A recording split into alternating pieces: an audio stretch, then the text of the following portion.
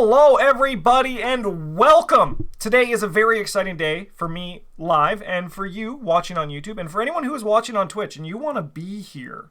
You want to be here on Twitch for this because we are revisiting our rankings of all of the Scarlet Keys cards that we did a year ago. So a year ago, myself and chat ranked each card in Scarlet Keys on a scale from 1 to 5 for how personally we were hyped for them, for how fun they would be, how powerful they would be.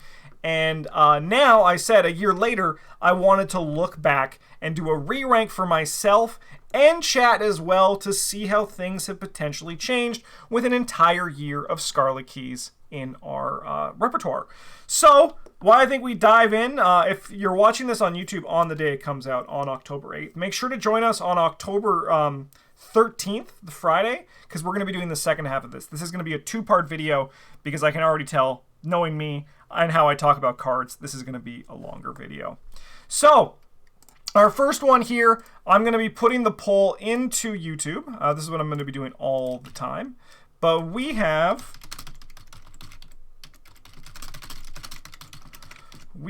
our good friend Hunter's Armor.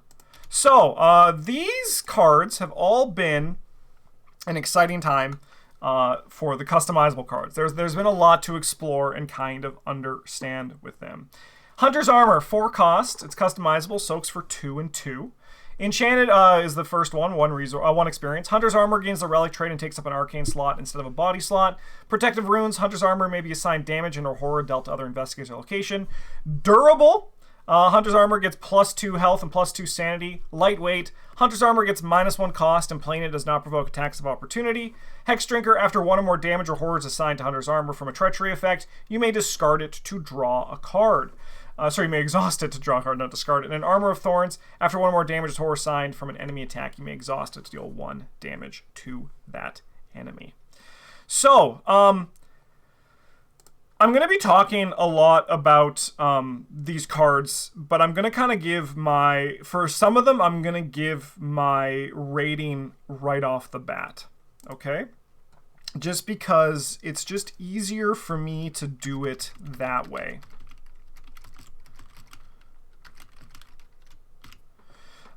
So, my rating last year, I gave it a 3. And chat, you guys all gave it a 3.3. So for me, I actually think I agree with past Justin. I think me giving it a 3 is kind of like exactly where I think I was like right on the money. I think the card's good. I think it's like, it has like decks where it really shines and it can be stronger. Like obviously Carson Sinclair loves the hell out of it. The downside of Hunter's Armor is that it feels bad to play at level 0. When there's no experience in the card, it doesn't feel like it's worth it, right? Like it doesn't feel, like the resource cost, like paying 4 for 4 soak just doesn't feel like it's like the juice is worth the squeeze. But as soon as you start getting some, like you get durable and hollowed, it starts like really shining. The big downside I see about this one from the customizable side is that like durable and hallowed, you kind of like need, right? Like you don't actually need it. But like if you're going to be planning on soaking with this thing to get as much out of Hex Drinker or Armor of Thorns, which are 2 awesome upgrades, you kind of need that. So chat, I have tabulated your guys' rankings, and you guys actually are going to give it a 3.3 this year with an average between all of the votes.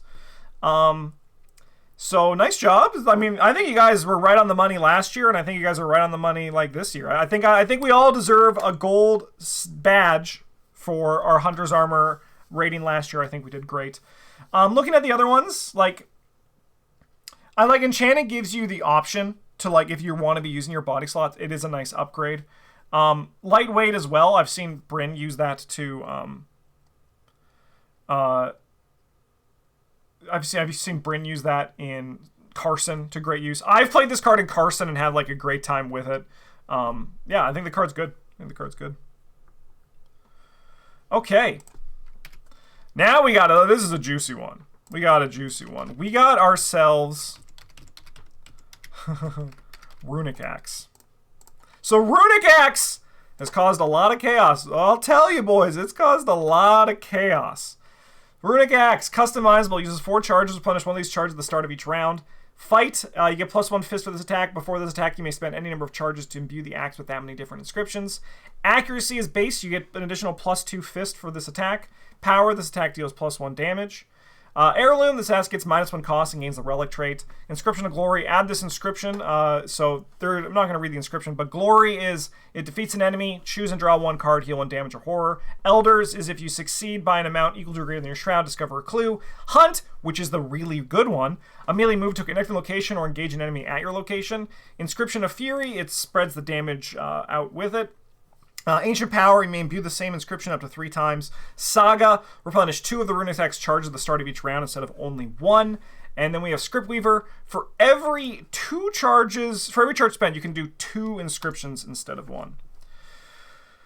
Card's nuts. It does have a little bit of a caveat where you need to put you need to get some of the bottom ones going. So you do need like 7 experience in this until you start getting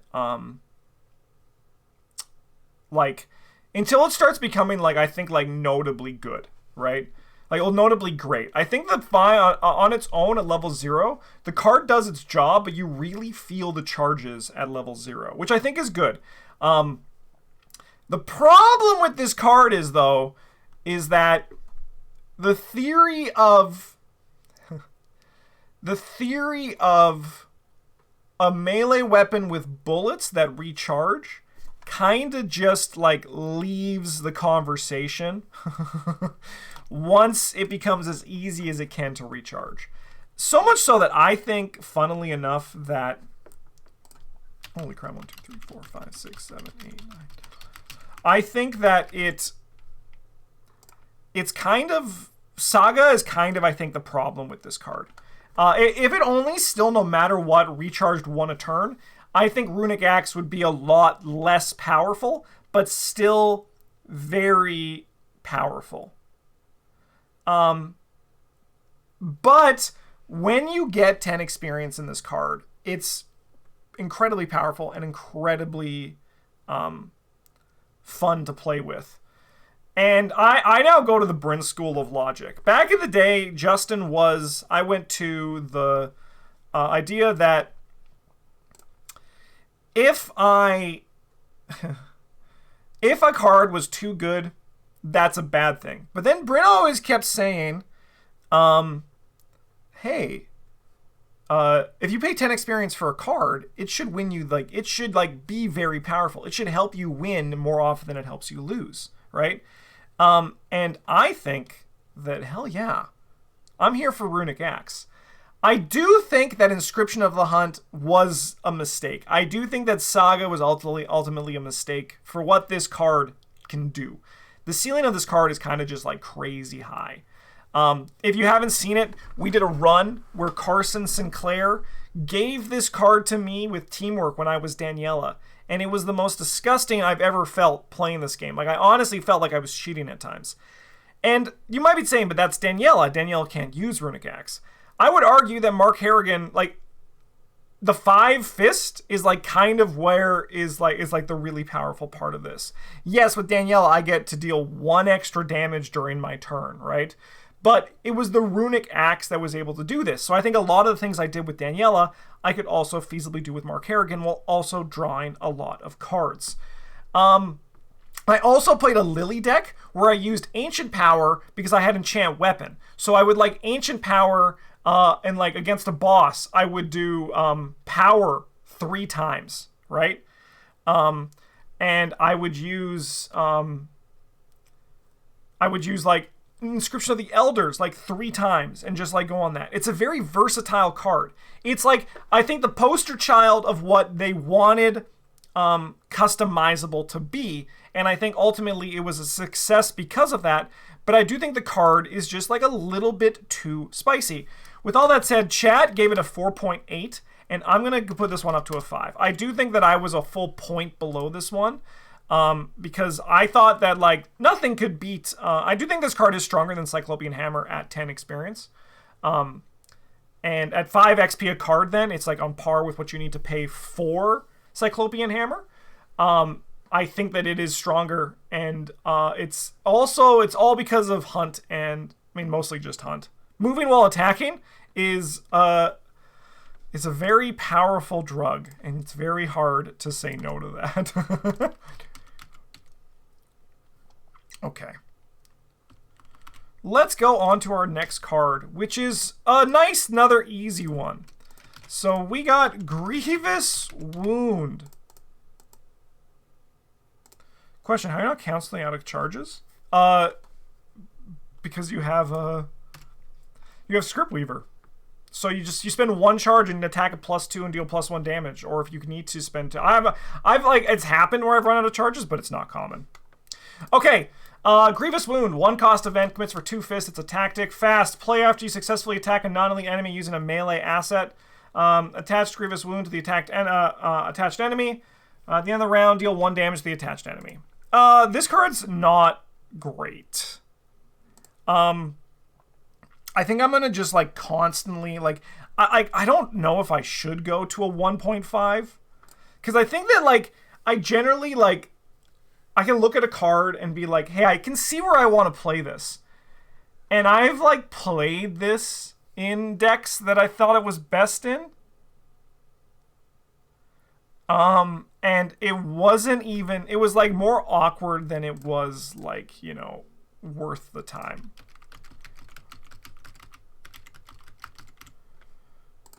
All right, chat's dropping this to a 1.6. I would like to say your 2.0 was lower, was higher than it should be, but it's pretty close to my 2. I think I'm also going to drop this down to a 1.5. Yeah, I can see that, Metroid Man, because I could see that happening with me too. That it would end up being just like be committing like as an overpower. I have used it. I did play with it. I just think that like there's not really a spot for it yet. And even then, like I don't know if it's like worth it, because like the hunter enemy is just gonna like chase you down. Like the problem is that most enemies have hunter now. So like the enemy's still gonna just come charging at you. Even it's like when you like bleed a boss in like Dark Souls. Yeah, the boss is slowly bleeding, but he's still doing his like 8 combo attack on you, right? And he's gonna push you into the ground, and you're out of Estus, so you're like toast. Yeah, I'm gonna give it a 1.5. I was a bit higher than I should be. I think the card is actually just like not. This is on. If I was playing a tier list, this one would go into the I regret playing it tier. Oh, speaking of that one, Helping Hand. All right. We got Helping Hand. This one, I gave it a 2 last year. Chat gave it a 3.2. Which I'm not going to say anything about that, chat. But that's pretty high. Helping Hand. You may commit Helping Hand to any type of test. Max 1 committed per test. While Helping Hand is committed to a skill test, double the number of skill icons of each other card committed to that test. This card was like put in the box to help Carson Sinclair have skills that he could commit to a test. Other than that, I mean, like, yeah, there's like use case for it where people have committed a bunch of cards, and like, I can think out of my head, someone's trying to translate an ancient stone, and you get here, have double up all of these. But honestly, I think if someone played this for me and doubled up, like, if someone like doubled up, like I was like trying to pass a Frozen in Fear and I committed a Guts, and someone says, here, I'm going to commit a Guts to this, and just doubles my my Guts skills, I would be like, thank you, but I don't think we can talk anymore after this. My mom says I can't hang out with you because you play Helping Hands in your deck. That's kind of like the vibe I get from it. I don't think the card is that exciting.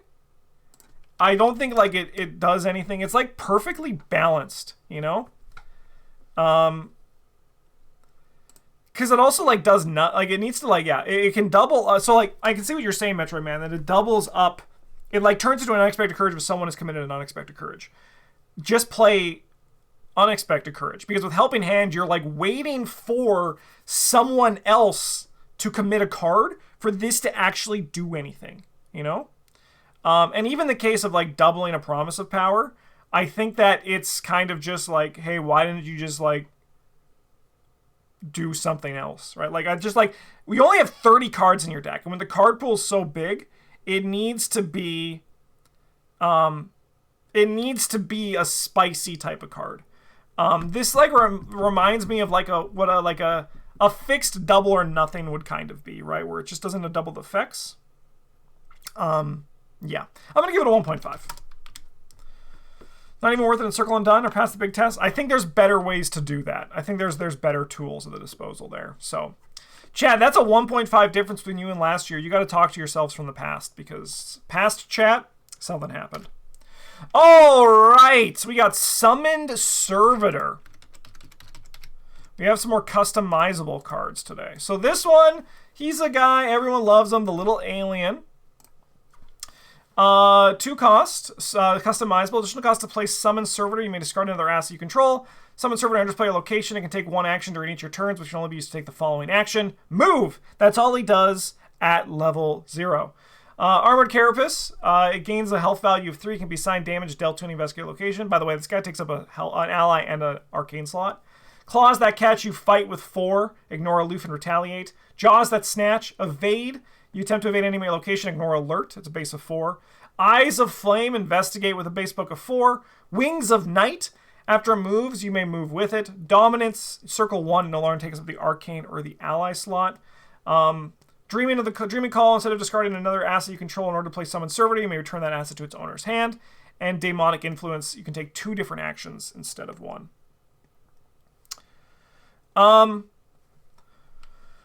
So I think that Summon Servitor is in a really weird spot where you don't want to play him in like a Mystic deck. I played this to great effect in a Daisy deck because it's basically just like a bunch of free investigates, right? So like what I would do is I would drop it at a location with victory. And then I just like got a bunch of free victory, right? And I was able to go and progress the game. And then it moved to a location right behind, like, oh, hey, this location also has victory. I'm just going to gather up these clues. I think that's the hardest part of Summon Servitor, which means that the majority of this card doesn't actually do anything, right? Like, Demonic Influence practically like doesn't exist in that case. Like, you can play it in Mystics, but I do think that it's one of those things where you get to you use it in like people who can take it, like who can't take advantage of the full card, and you can use it in Mystics, but then it kind of just like it's not worth the squeeze compared to what Mystics can actually put out with their class, right? And like I think that's the hardest part with this card, is that it doesn't really actually have the majority of its text box on the customizable card, which is a big shame, I think.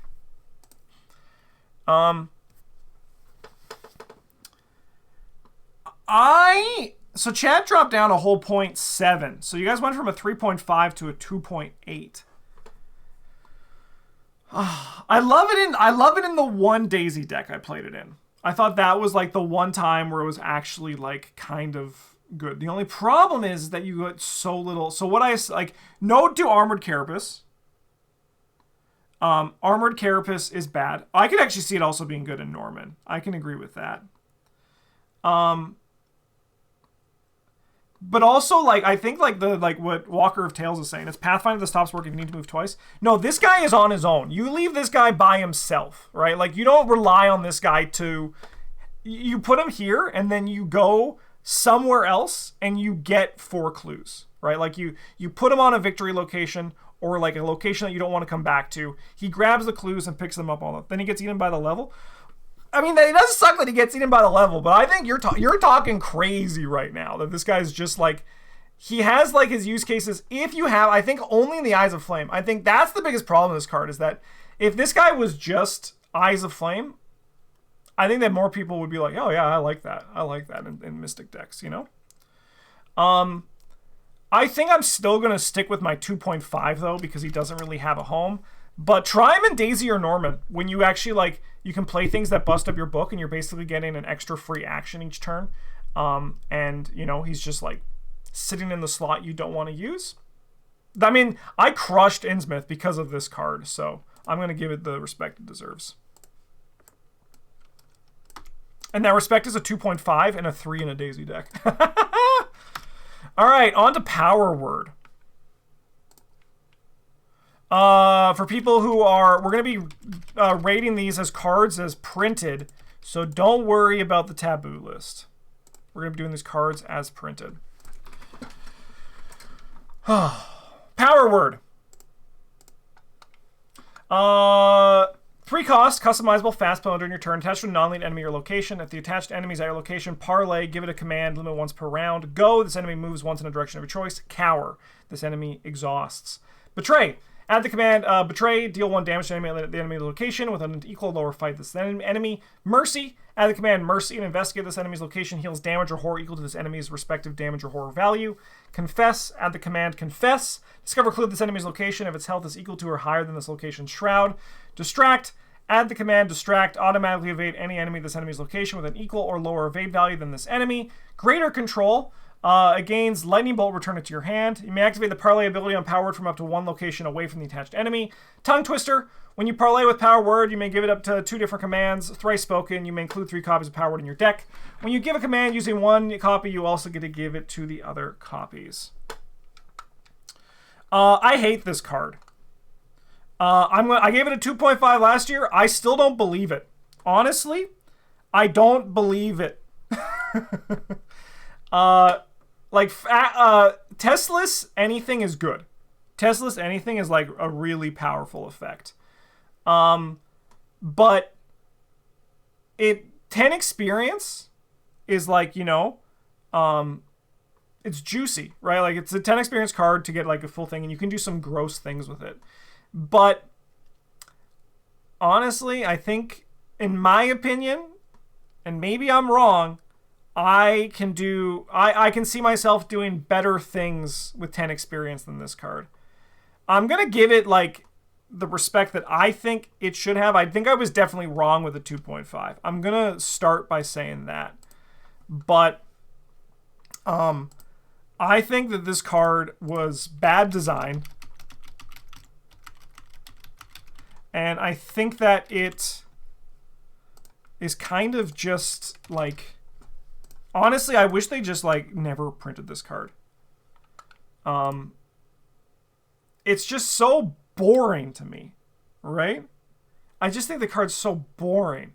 And like maybe that's like putting blinders on and I'm not like seeing the potential power that like this card actually does have, right?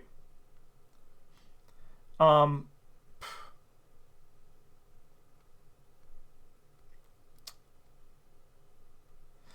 I don't know. Yeah, like, I'm with you, Ezekiel. Even with full XP, it's not great to get the critical mass of your Pokemon. And I love calling them Pokemon. That's really funny. It's not fair to Power Word that the time that I played Power Word was during a Twitch builds my deck, so I actually only had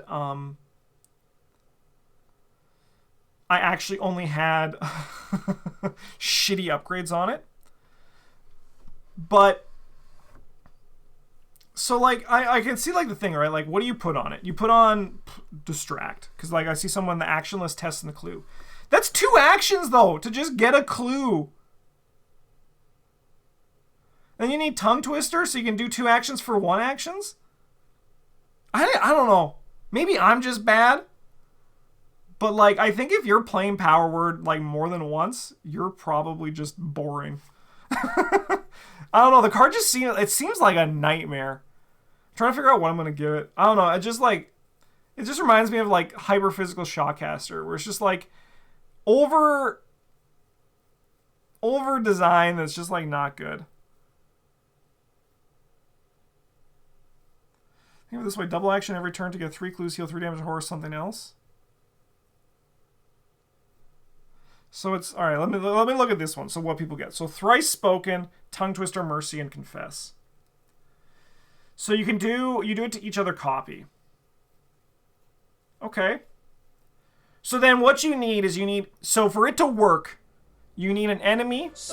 Hey, Morado, 8 months at the golden table. So you need an enemy at every location with, you need at least like, you probably want at least like 1 enemy on a location with clues, which is very doable.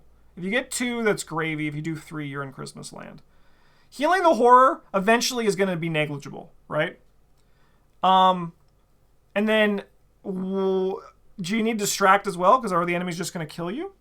Are the enemies just going to kill you? So you also need distract on this, right? Or no, you have cower. So the enemy exhausts. So you do mercy, cower.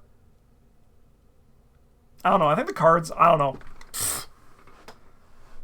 I feel like it has like, it does a lot of juice. But I just think there's like better things you can be doing for 10 experience. You can heal anyone? Okay. Like, if that's fine, right? Like, I think that's good. But, like, I think that also it's so easy to not die in this game. If you're dying in Arkham, your deck's bad, right? Like, 2 actions for 3 Tesla's clues and 3 damage. This heal's not good. The clues is good. The clue is good. The healing, like, why do you need that more than once, right? Like, at that point, like, why are you doing it, right? Like, why are you in such a situation where you are dying this much to a card, you know? There's no other card that solves mindless dancer so efficiently for 10 XP. That's true. That's true. I mean, Cyclopean Hammer does it. Because it solves all of them. So you're just sitting and waiting on your power words for mindless dancers. I can see it. Hammers 1 at a time? But why? I mean, I think there's lots of ways to solve... I think there's lots of ways to solve mindless dancers. If you need your power word to solve your mindless dancers... I mean, I'm going to give it a 4. I think the card's great. But I hate it. I was definitely wrong with my 2.5.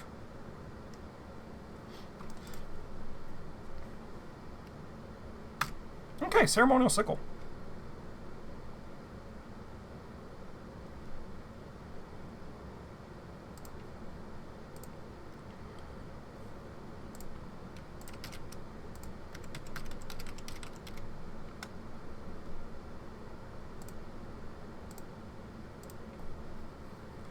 Alright.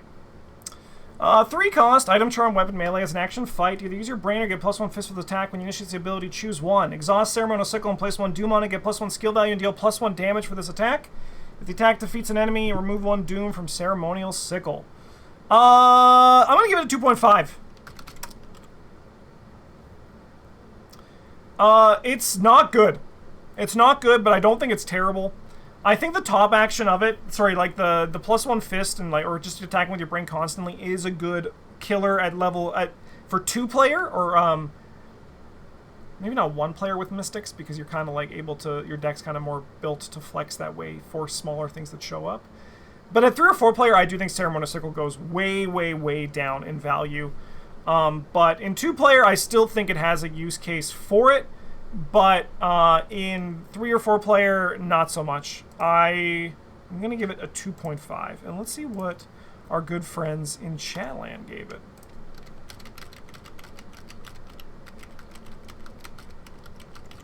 A 2.4! Look at that! Very similar ratings on that one. It's level 0 for... Yeah, I mean, it has its uses, but I think overall... So I gave it a 2.5, and chat's going to give it a 2.4. We're going to go on to Dowsing Rod next. So Dowsing Rod is very similar. 4 cost, takes up the hand slot. It's an item and a charm. And it has the text, investigate as an action, either use your brain or get +1 book for this investigation. When you share this ability, choose 1. Exhaust Dowsing Rod and place a doom onto it, move to a connecting location. Or if this investigation discovers the last clue location, remove a doom from Dowsing Rod. The move on this is a very powerful effect. I do think that it, once again, like Ceremonial Sickle, goes down in value when you have more players. But I do think that it's also a lot easier to get the doom off of this one. And Getting clues is just generally better than getting enemies on like a vacuum, or killing enemies on a vacuum sense, in terms of especially like what you have to put in to get out. I agree with my past self. I'm gonna give this one a 3. I think the card's sick. Card's good. Card's really good. I'm very happy with it. And let's see how happy Twitch is with it. Look at this. All these ones are just easy to just burst our way through. Chat's going to give it a 3.7. So very similar ratings. Very similar ratings to last year. We can all be very proud of ourselves for that one. Nice job, everybody. We nailed it. That one was good. That one we all did really good. All right, our first investigator. We have Kamani Jones. So last year I gave it a 4.5. Chat gave it a 4.2. Okay, I just gotta find Kamani over here. Okay. All right, 3-2-2-5. As a lightning bolt engage an exhausted enemy as a reaction when you attempt to evade an exhausted enemy, non-elite enemy, add your book to your skill die for this attempt. If you succeed by at least X, where X is that enemy's remaining health, discard it. Elder sound effect is +1. If there's an exhausted enemy or location, you automatically succeed instead. Rogue 05, Tool 04. Grappling Hook allows you to perform, does not perform attacks of opportunity. Double action exhaust. Take it with 3 different basic actions from the following list in any order. Engage, evade, investigate, or move. Investigate, add your, use your book, your foot instead of your book. Agent Fletcher, Kamani Jones only. Kamani Jones is evading Agent Fletcher. Reduce their book value to 0. I think Kamani's sweet. I think with Kamani, a lot of people were building Kamani as like a flex or a clue getter, and I think Kamani can do that because rogues can kind of do anything. But where Kamani truly shines is as pure combat. Kamani Jones is a very, very capable fighter, right? Kamani can do other archetypes, but they're all kind of middling, I think. I've played Kamani 3 times now, and the fighter one was the one that was the best, just as pure enemy management. I'm going to agree with past Justin. I think Kamani is very powerful, and it's because of the fighting. Just like Kamani is an incredible enemy management tool. Kamani has certain campaigns. Kamani has campaigns where Kamani is just like literally like busted. Kamani has campaigns like Innsmouth where Kamani is not good. Is just bad, not good. But Kamani, I think, is a strong investigator that I think people are playing wrong. Like how I play Power Word. I play Power Word wrong.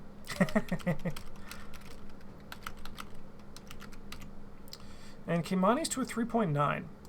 Which I think is fair. I think a 4 is also a fair rating for Kamani. But I really like Pure Fighter Kamani. It's very powerful. Alright, Vincent Lee is the next investigator we have on the docket. And Vincent Lee is everybody's favorite doctor. I gave him a 5 last year because I was super hyped. I rated the investigators a little bit differently than the investigators a little bit differently. I rated them differently last year than the cards. It was just like how excited I was for the cards. 3-4-3-1. After one of your card effects heals damage from an investigator location or an investigator's ally at your location, add one of your set aside on the men skills to the investigator's hand. Elder Sign X +1. You may heal 1 damage from an investigator or ally at your location. He has the Carolyn Fern deck building, so all kind of crazy. Bonesaw. Fight, you get +2 fists for this attack. Oh, my cat's coming for attention. If this attack is successful, you may take a damage to deal +1 damage to this attack. As an action, heal 5 damage to an investigator location. Test book 4. If you fail, an investigator suffers 1 physical trauma, max once per game. We have On the Mend, which is just the Unexpected Courage, and then Wounded Bystander, where you got to heal him first, and if he's defeated, you suffer a mental trauma. I think that Vincent Lee is a great investigator. I gave him a 5 last year, so I'm going to kind of look at this as a bit of, as I said, a bit of hype and a bit of power now that I've actually played with him, right? I love Vincent Lee's gameplay loop.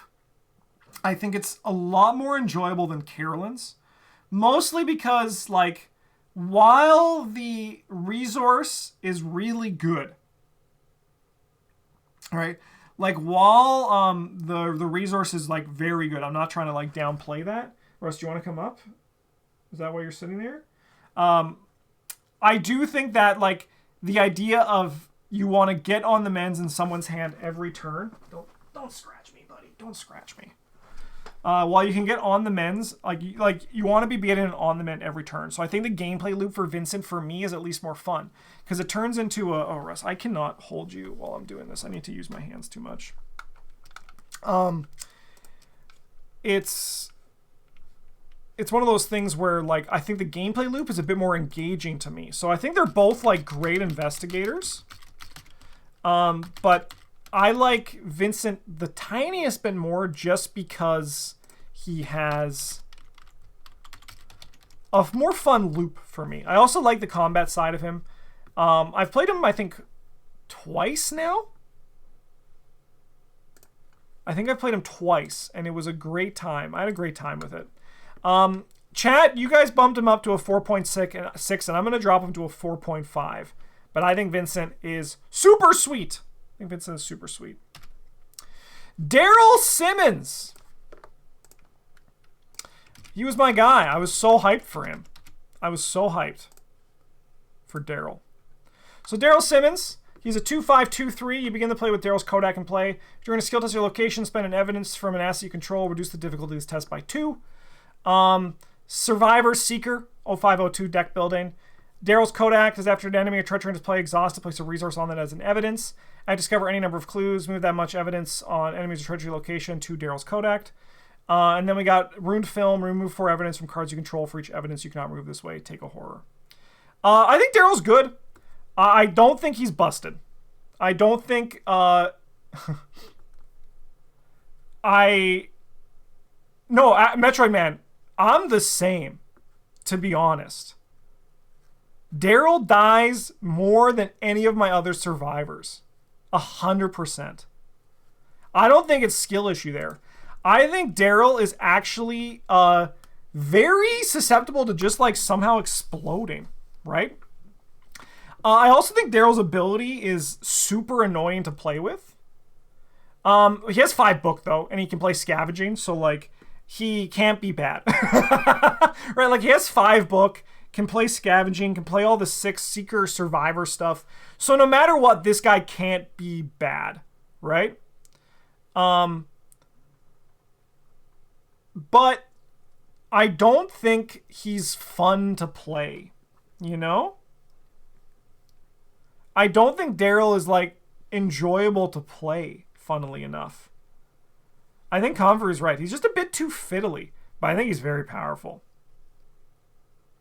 Yeah, Daryl's deck is tight on slots. People tend to cut, soak, and meet. So yeah, I think actually like a lot of people end up spending more. I was guilty of this. I think I did too much of the I think I did too much of the evidence stuff. Excuse me, buddy. I did too much of the evidence stuff, and I lost a lot on the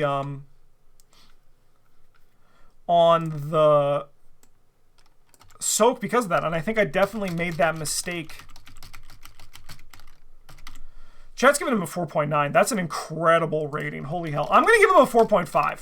I think Daryl's really good, but I think that, like, the 5 investigators are...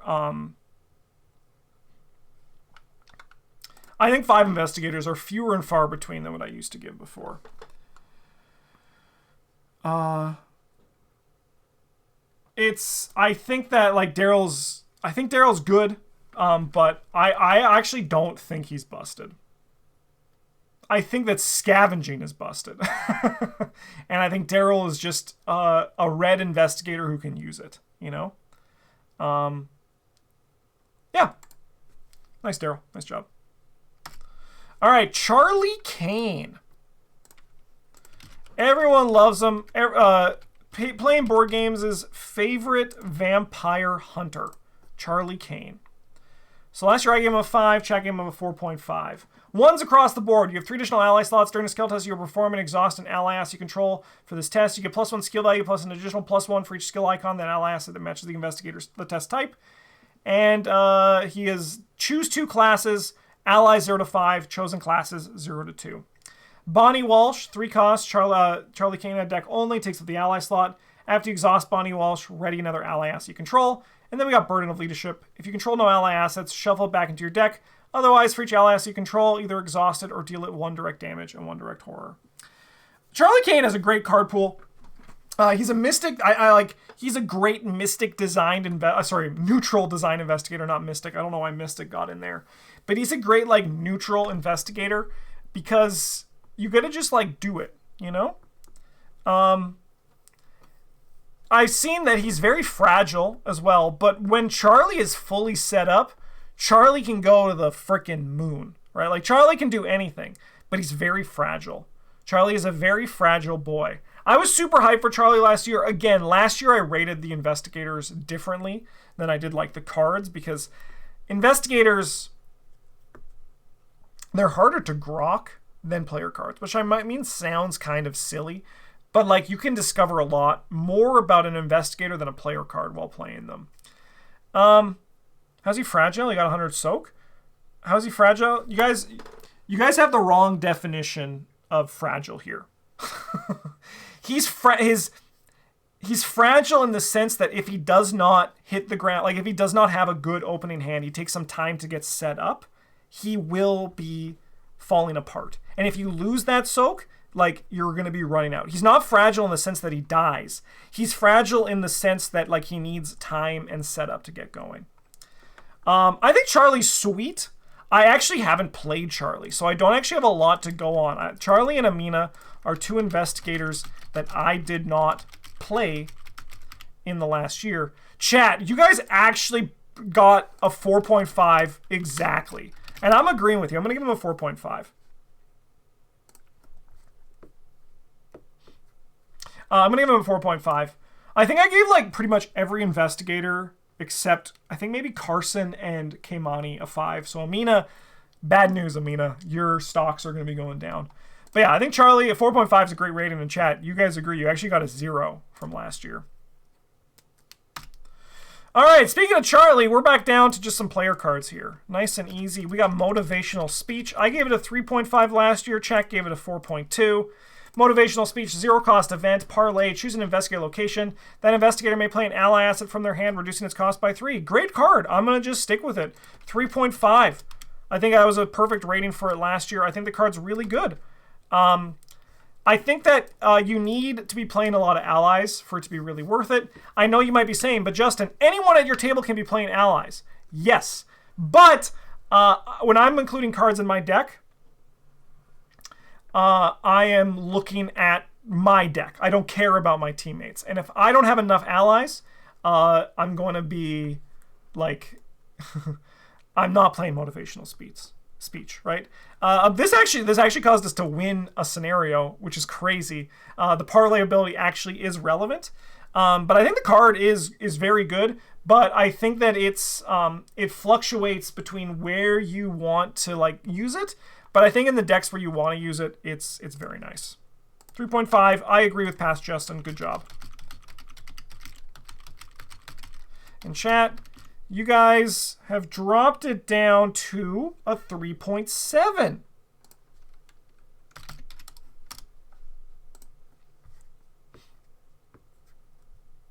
Charlie, Ally, Tommy, Miskatonic Army, Vincent Lee. I'd also play it even. I'd add a very heavy Leo deck in there too. Just like saving on money could be really good.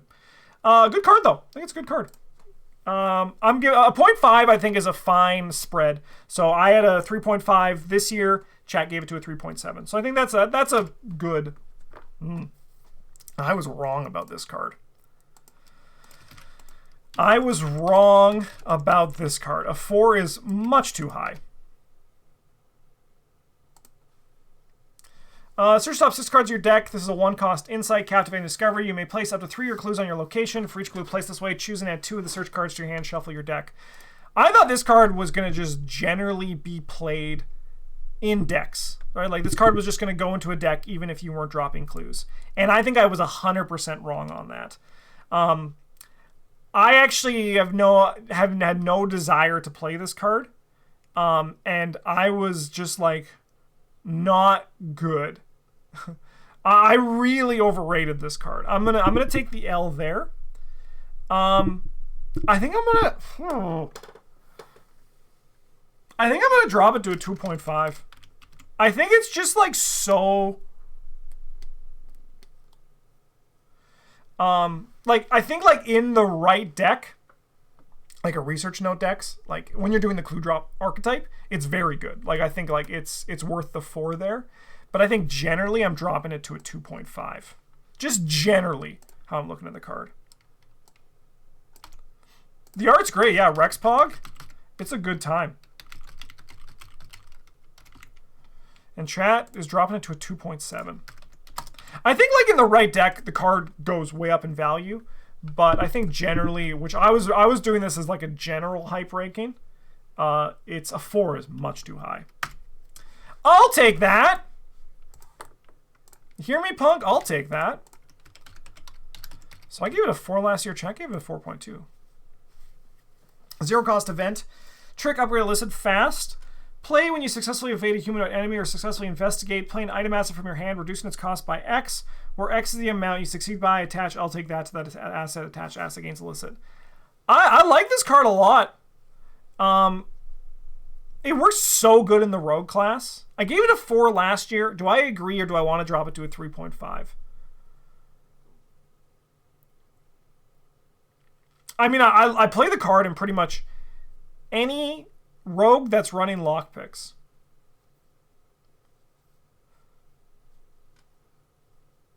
I think that what the rogues really would love to see is like a lockpick style weapon, you know? Because they have an evade for it. I think I'm gonna stick with a 4. The card it goes in a lot of my rogue decks. I think I'm gonna follow my gut on that one. I'm gonna give this puppy a 4. I think the card's fantastic.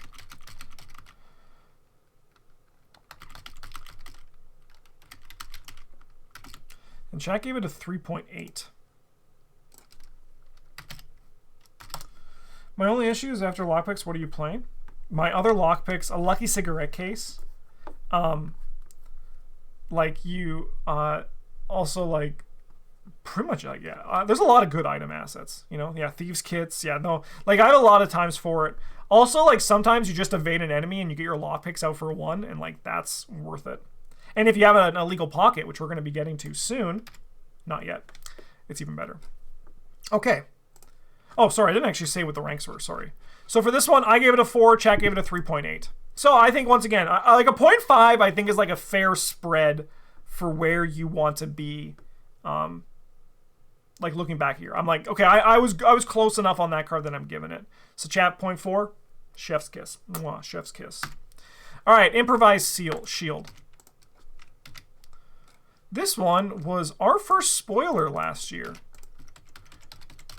So, unfortunately, I'm not going to be kind to my children. Improvised Shield. Does this card actually exist? That's honestly the best summary of Improvised Shield. 1 cost, soaks for 3, item armor improvised, takes up a hand slot. Improvised Shield can be only played from your discard pile. When it's defeated, shuffle it into your deck instead of discarding it. I think like the card itself, the text on it, everything reads fine and good. The problem is though, is that hand slots are better than this. Like that, I think that's like the only, like the big problem with Improvised Shield. I think the card itself reads really good, but you don't, your hands are better holding things that actually like progress the game, you know? Holy shit, chat fucking nuked this card. Oh my god. Holy crap. Holy shit.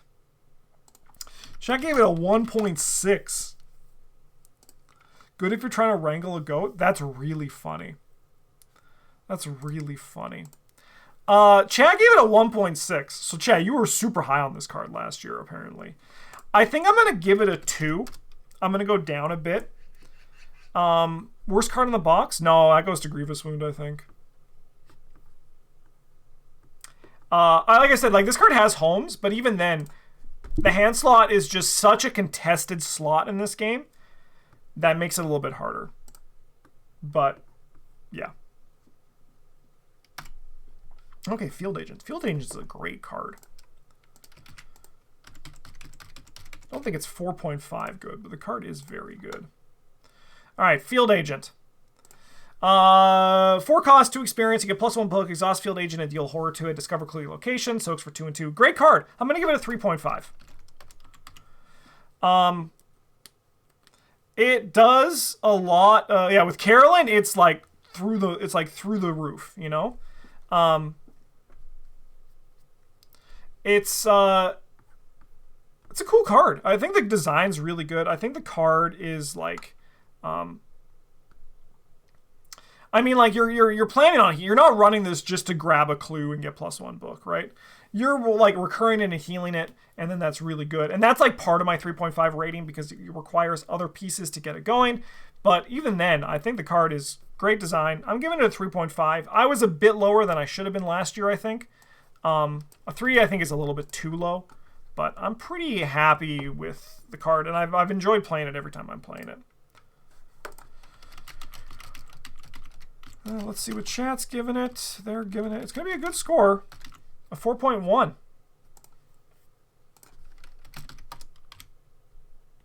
Toss Trustodon, you can double heal with the mirror. What's it called? Soothing Melody? Yeah, I mean, hell yeah. It's a great. 4.1 for you, chat. So I got a 3.5. Chat got a 4.5. I love it. I think it's a good read on both of our parts. Orphic Theory. Orphic Theory. Hello, my keyboard's dead. There we go. Oh no! Okay, sorry. Give me a second. Give me a second. There's a lot of back end to this video. All right. Orphic Theory. 2 cost, 1 experience. It's a spell. Commit takes up the spell slot. Uses 4 secrets. As a lightning bolt, spend a secret. Choose a any non-weak has treachery, non-attached to lead enemy until the end of the round. Treat that card's printed text box as if it was blank. Good card. I don't think it's great. I'm gonna give it a 3. I think 3 is a perfect rating for it for this like sort of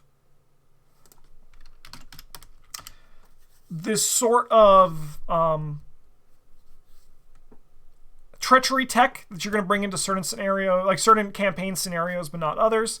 I don't think the card's great though. I think the 1 XP is it's the definition of a 3 tech card. High five, amen. That sums it up better than I could have said it. I also think the 1 XP cost is fair. I think tech cards like this should cost some experience, and you get more uses out of it because of it. Edge of the Earth, it's really good. Yeah, card's just like a card. I think the card's just good.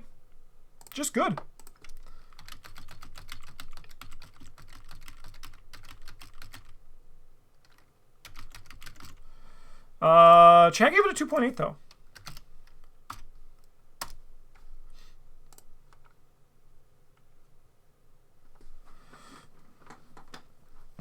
I think the reality is, though, is that it's not really worth it the majority of the time, but when it's good, the card's good, and the good is a 3.0. Chat, so I gave it a 3.0 again, chat gave it a 2.8. You went up 0.1, very slightly.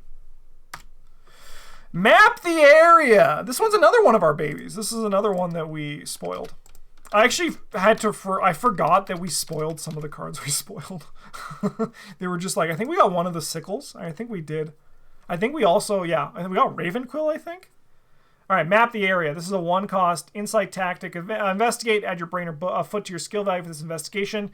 If you succeed, set discovering clues in this location, attach Map the Area to it, limit 1 per location, reduce the difficulty of skill test of all attached location by 1. This is actually one that I had in my video. I had in my video that I did recently about Scarlet Keys cards that I was wrong about, and this is one of them. I'm going to be giving it a 3.5. I was a full point under what I think this card should be. Card's really good. Obviously, card's even better when you're like staying on locations that are like you're supposed to by design, but the card also can trap players because they're like, I'm going to be where the Map the Area is. I think the card's really good, though, and I definitely underrated it. Hello, Russ. Are you here to cause chaos because I'm not paying attention to you?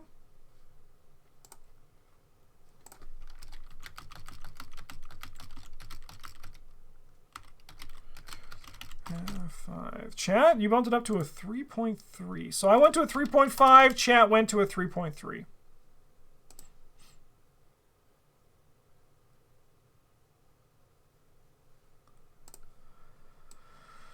Huh. Okay. Heed the Dream.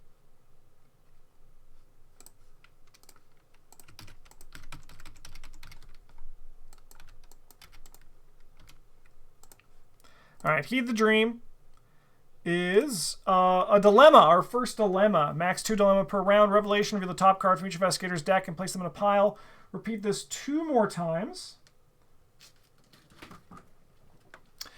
Choose one of the 3 piles. Each investigator draws each of their cards from that pile, shuffles his weakness in each other pile into that owner's deck, remove each other revealed card from the game. I don't like the dilemma mechanic. Mostly because it's against what I want from the game, which is control, right? Like, I want to be able to do... I want my cards to be as good as they can be 100% of the time, right? That's where I'm living. However, the card's good. Chad apparently hates it. Like, the effect is very powerful. It's no black market. I agree with that. Should I give it a 2.2? That's crazy to me. I'm going to give it a 3. I think the effect on the card is really good. Like, being able to get, like, the best card that you need for the moment. I think the downside of it is that you get the is that you don't get to choose when you get it, right? Like, that's the problem. But the whole, like, choosing one of the best of the 3 piles is a very, very powerful effect.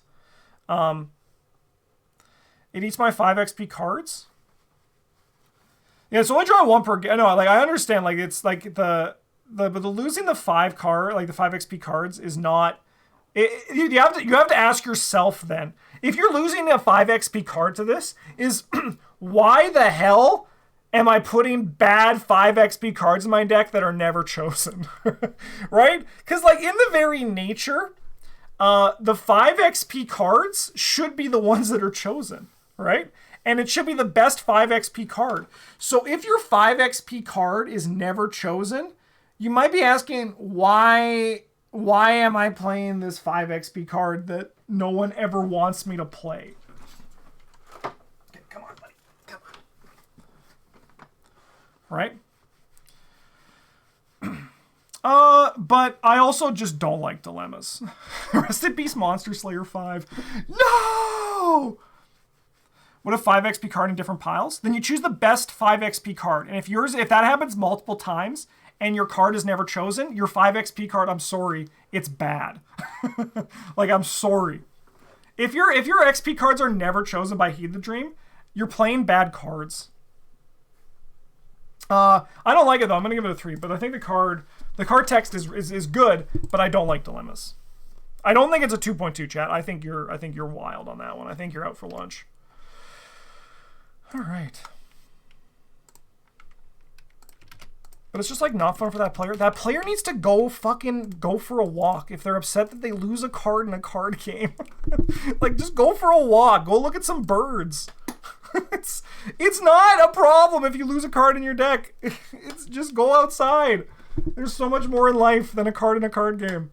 3-cost pocket multi-tool. Customize a limit 1 per investigator. During a skill test you're performing exhausted, you get +1 skill value for this test. Lightning bolt, and it takes up a hand slot.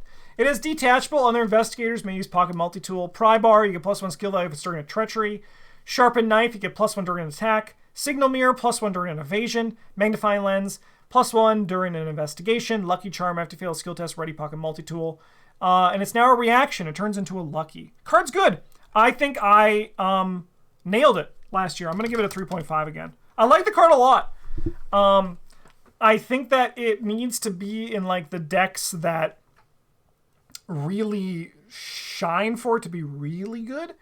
But like I love it in Duke. It's part of my no-fail Duke, my never-fail Ashcan Pete decks, which are a joy to play. And it's also just like pretty good all right otherwise, right? I also think that it's probably, it feels bad at 0, but I'll still take it. Like, I'll still be okay with it at 0.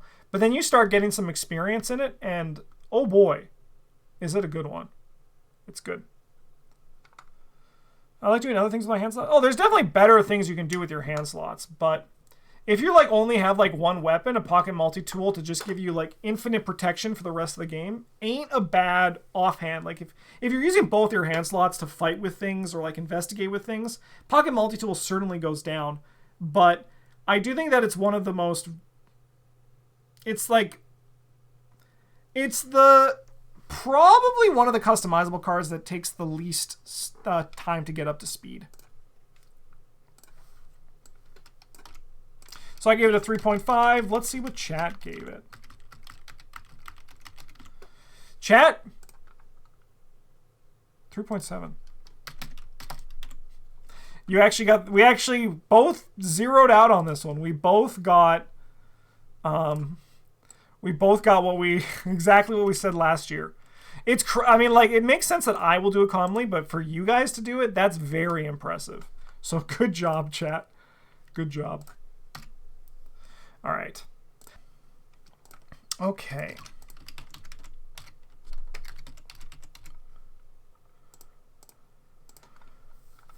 Predator or Prey? I gave it a 2 last year. Chat gave it a 2.5. This is a dilemma, so already I'm not happy by it.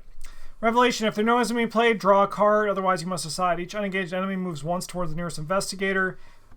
Each investigator disengages from an enemy engaged with them and moves once away from the nearest enemy.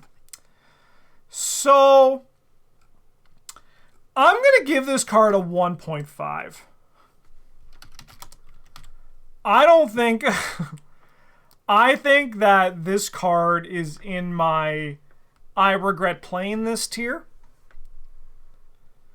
Honestly, like, I just can't, like, I can fathom a scenario, because there's a lot of scenarios that happen in this game, where you want to draw this card, but I don't think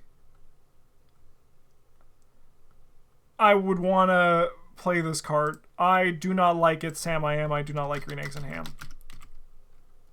Have you played it for the challenge? I think I have played this one for the challenge. Chat's going to give it a 1.7. A 0.8 difference from last year. If you can control it with Resourceful, it certainly is like better, but then you had to draw it previously.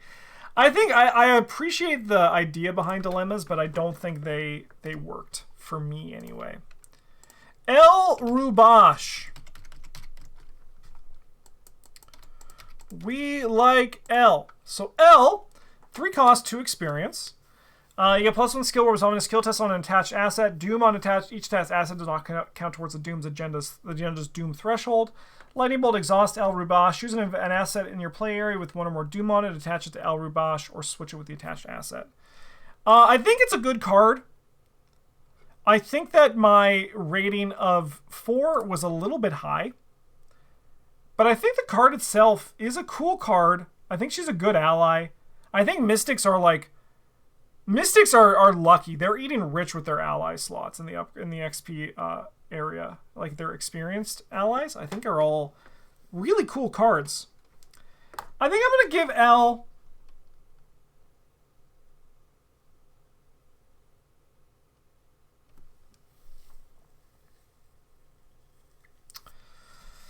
I think I'm going to give her... I'm going between... If I could give her like a 3.25, I would.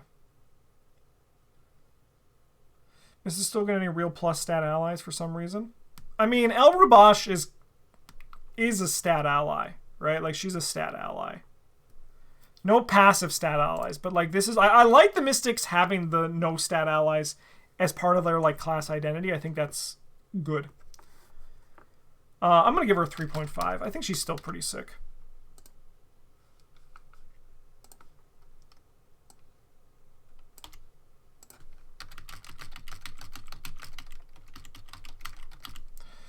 Chat, we actually agree exactly. 3.5 across the boards. You and I both 3.5s for El Rubash. I'll take it. Thieves Kit! Holy crap, a 4.6. I was going to say I was hyped on this card, but apparently I wasn't. All right, Thieves Kit, 3 costs, use a 6 supply, spend a supply, investigate. You may use foot instead of book for this investigation. If you succeed, gain a resource. Great card.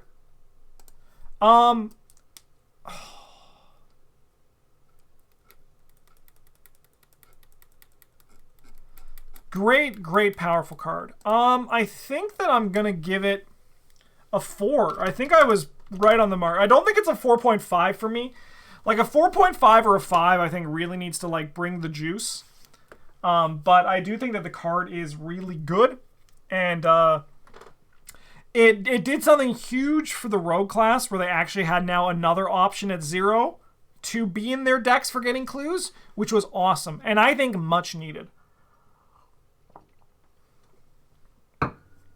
Great card.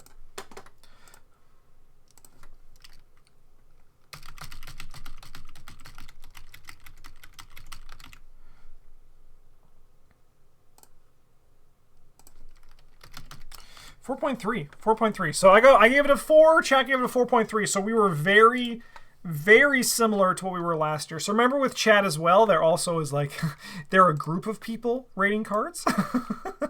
So just keep that in perspective. If you are not aware what I'm doing, I'm pulling chat and they're also rating it 1 to 5, and I'm taking the average from it. All right, Damning Testimony. I was higher on this card than chat last year. Let's see how it goes this year.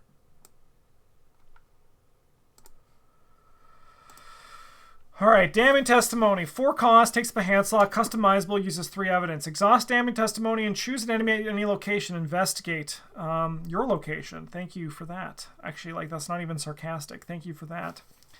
And if you succeed, you may spend 1 evidence to discover 1 additional clue at the chosen enemy's location.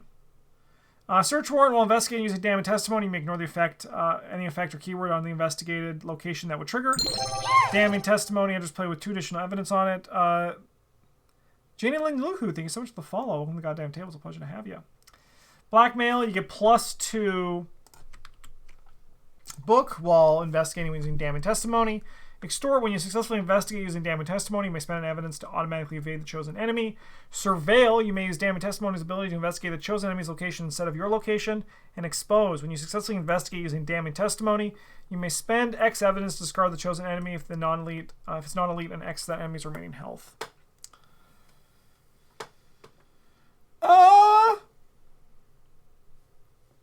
I think I was overhyping this one.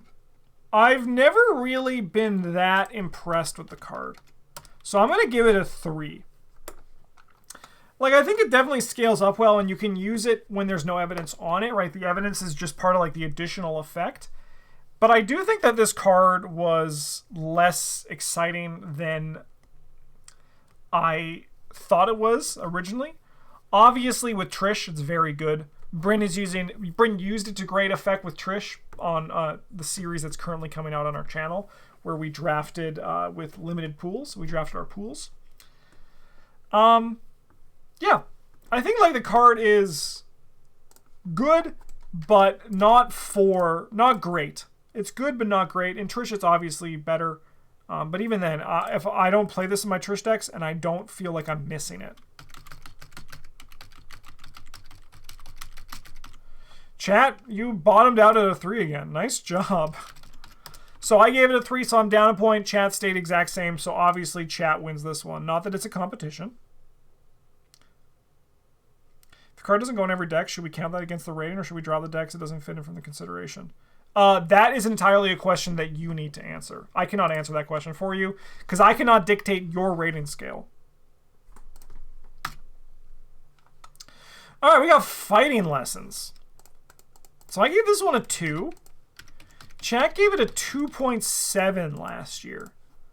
Fighting lessons is a nice and simple card, which is just commits for a fist, a foot, or a wild. Commit only to a skill test during attack or evasion. You can commit this skill test to any location. I'm going to be completely honest. I think I underrated this card. Not by a lot, but I do think I'm going to give it a 2.5. I think the card actually... There are a non-zero and actually like a decent number of times where you're playing and you're like, I got to evade this enemy. I got to evade this enemy, but you're over there and I can't help you. And now it's just like, here, you got this. I don't think it lasts long, but I think it's definitely better than a 2. I'm going to give it a 2.5. It's like once again, it's not like a glowing endorsement, but I do think that I underrated this card in the past. I think that it is better as it is now.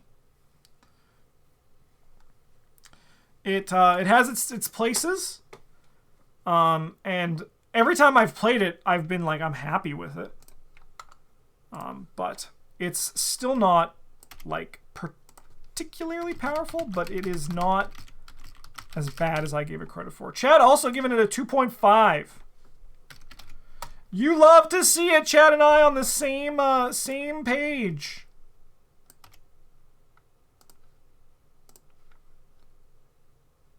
Why does Leo have a wand? Well, because every man's got to cast a Wingardium Leviosa, right? All right, we got Salvage, the art that looks like my dad. 0 cost, 2 experience, insight. Choose an item ass in your discard pile, either...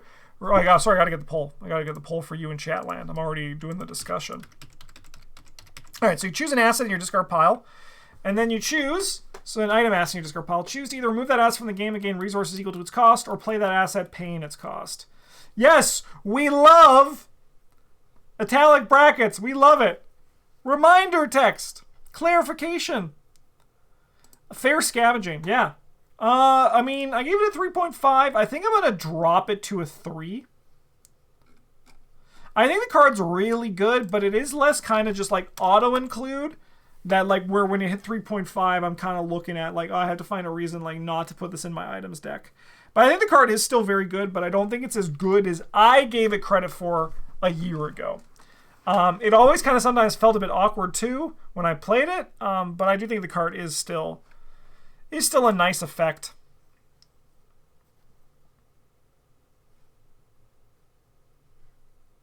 In the game resource mode is more important on this than the item resurrect mode. I can agree with that too. The economy on it is very... I think that's what makes the card really pop, right? Is that you can take what you need when you need it. Chat gave it a 3.1. So we're very similar, but Chat, you dropped down to 0.7. So you got to look inward on yourself and wonder what happened. Because I only dropped to 0.5. And as I said, a 0.5 is in the range. 0.7 though, frankly, embarrassing. I'm just kidding, Chat. Calm down. Calm down, Chat. 1 in the chamber. Okay.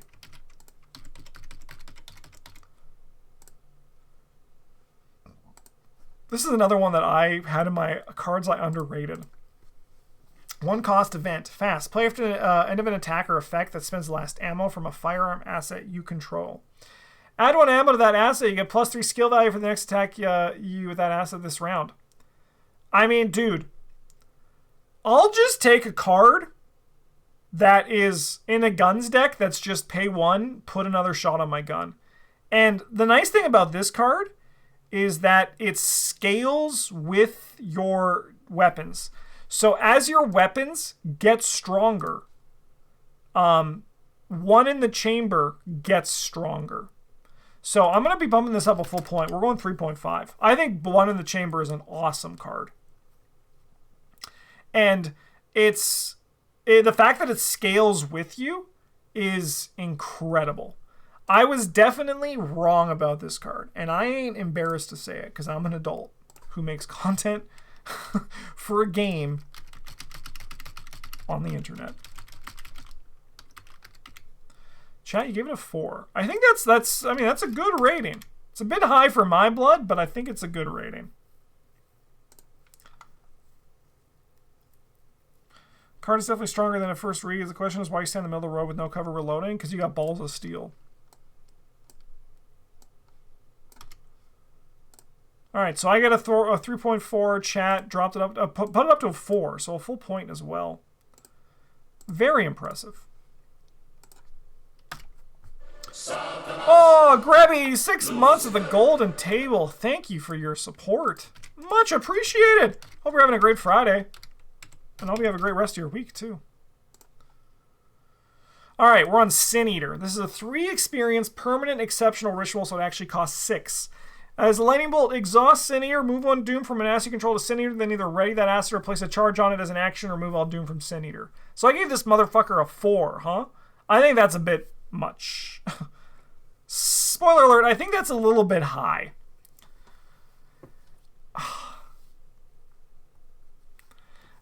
Like, I think that, like... I think, like, it has, like... I mean, I'm going to eat crow even more on this one, because I do still think that for permanent design, I don't like that it does so much, right? But, excuse me. But I was dooming on this card a lot. I did not enjoy it. I still think it does a little bit too much for like one card, if I can like say that. I still think that like for a permanent card, it just like has one too many abilities on it for me. But that's more from like a preference of design than my fear for the game, which it used to be my fear for the game. We got a 3.7 from chat. So you guys are down 0.7. I think I'm going to go to a 3.5. I think the card is still like good in the decks that want it. And I like the placing a charge on it is really cool. If you can ever make it work or ready in the asset, I think it's really cool. And the downside is that it is very action intensive. But card's just a little bit, it's kind of just a little bit snoozy, isn't it? It's kind of just a little bit snoozy. You know what? I'm going to go to a 3. I'm dropping this to a 3. I'm going to go down a full point. I'm going to drop it to a 3. I think the card's just a little bit snoozy. I think in the right deck it's stronger. But even then, it's like kind of just chunky and snoozy. Don't like it. Speaking of chunky and snoozy, let's do another customizable card. Change it to 2 minutes for everybody at home. All right. Alchemical Distillation. So I gave it a 3 last year. Chat gave it a 3.2. I imagine it's going to stay pretty similar. So this is a 2 cost. Uses 3 supplies. Spend a supply. Choose an investigator location and test book 1. If you succeed, that investigator performs one of the followings. Draw 2 cards, gain 2 resources. The Mending Distillate is heal 2 damage. The Calming Distillate is heal 2 horror. The Enlightening Distillate is place a charge or secret on an asset you control. Quickening Distillate is move up to 2 times. Refined is enters with 2 additional supplies. Empowered, when you initiate the skill test, you may increase the difficulty by 2. If you do, increase the value of each grant effect by 1 for this test. And then Perfected, if you succeed by 2 or more, the chosen investigator may perform 2 of the following options instead of 1.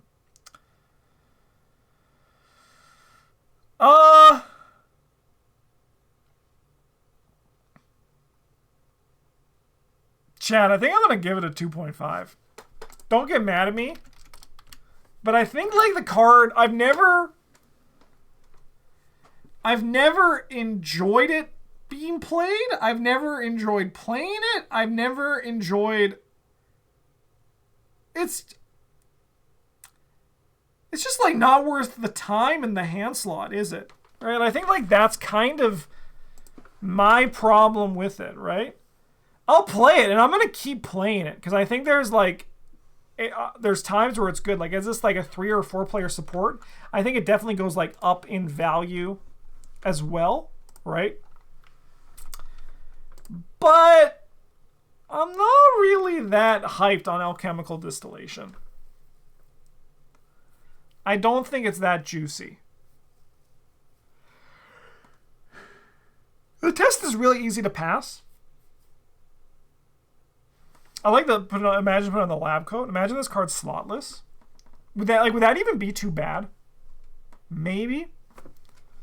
Put it on your necklace. Have this motherfucker hang from your necklace slot. That's what I'm saying.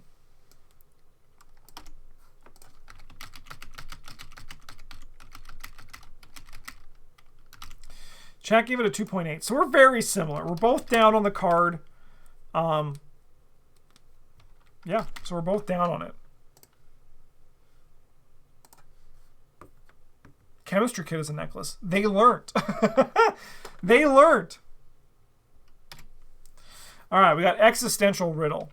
I think this card's good. I think I was a bit high on it, though. I love it as a design for Seeker enemy management. So I gave it a 3.5 this year, so we're probably going to be going down a bit. Existential Riddle, 1 cost, 1 experience. Parlay, choose a non-elite enemy or location and test Brain or Book 8. This test gets -1 difficulty for each other card in your hand. If you succeed, automatically evade the chosen enemy and attach Existential Riddle to it. Attached enemy gains aloof. Great, I think, like, great design. I think it's, like, fantastic design. I love the idea of, you might be thinking that, like, this little girl is posing a riddle to Yog-Sothoth, but really, that's a Mask of Nyarlathotep, and that's what you use this on. I'm going to give it a 3. I think the card is very good, but I don't think it's on a 3.5 level. So I'm going to give this one a 3 here and see with that. It's worse than a Reed's IMO. I also agree with that. That's why I think like the 3.5 was a bit high. So I'm going to give it a 3 because I have used it to great effect. But not to the extent that I saw potentially using it last year.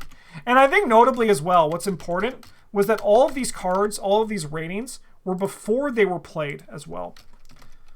These were all just kind of like hunches. So I gave it a 3, so I'm down a 0.5 from last year. Chat gave it a 3.4. So they're actually notably also down a whole 0.5 from last year. So kind of like the same sort of similar trends between the two.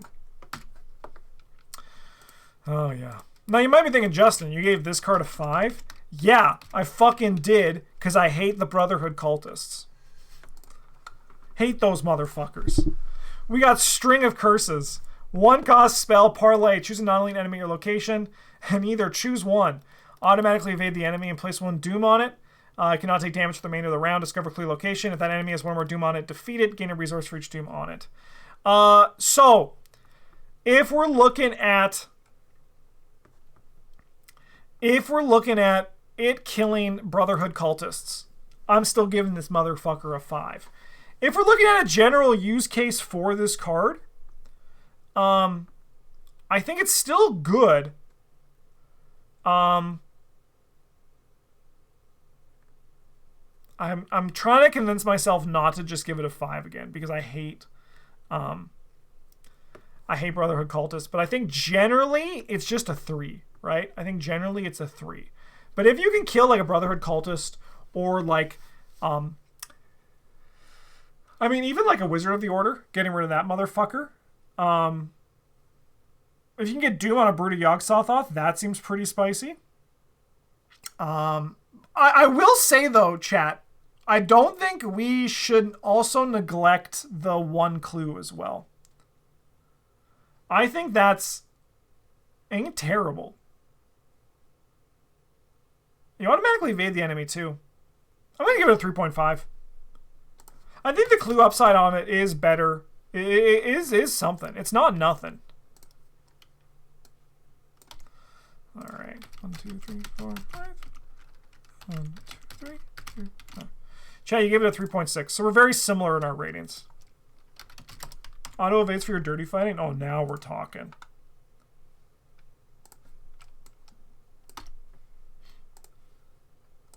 That's going to definitely affect my average. All right, the Ravenquill. Oh, man. Customizable cards, unless, like, they're so good, I've played them a bunch, they kind of still just make me go cross-eyed. Let's drink some water before this one, because... All right. Can't damage with dirty fighting, though? Yeah, but you can send a fucking message, right? Oh, that's the Ravenquill. Okay. All right. 3 cost item relic upgrade, customizable. When you purchase the Ravenquill, name a tome or spell asset and record the name on its upgrade sheet. Attach the name to a named asset you control. When you resign or the game ends, either mark a checkbox in the Ravenquill upgrade sheet or reduce the experience cost to upgrade the attached asset for the next scenario by 1. Has a bunch of things. Living Quill, you can use its action ability does not provoke attacks of opportunity. Attached asset does not take up any slots. Mystic Vein, you get +2 skill value while performing tests on attached asset. Inkwell, Endless Inkwell, Lorcana shout out. Name 2 more tome or spell assets. Energy Sap, it gains Lightning Bolt, Exhausted, move a secret or charge from an attached asset you control to the attached asset. Interwoven Ink, after you resolve an action ability on the attached asset, you may exhaust Ravenquill to ready another asset you control. And Supernatural Record, when you play the Ravenquill, instead of attaching it to a named asset you control, you may search your deck, discard pile for a hand to copy the named asset, play it, paying its cost. Reminder text, then attach the Ravenquill to it. A red line appeared on the card for no reason? No, I actually can tell you exactly why, because that is a screen cap from our spoiler video. That is the version of the card that was on DareBK's website. That is from our YouTube video. I'm pretty damn sure. That is the timeline on the bottom of it, because this was one of our spoilers.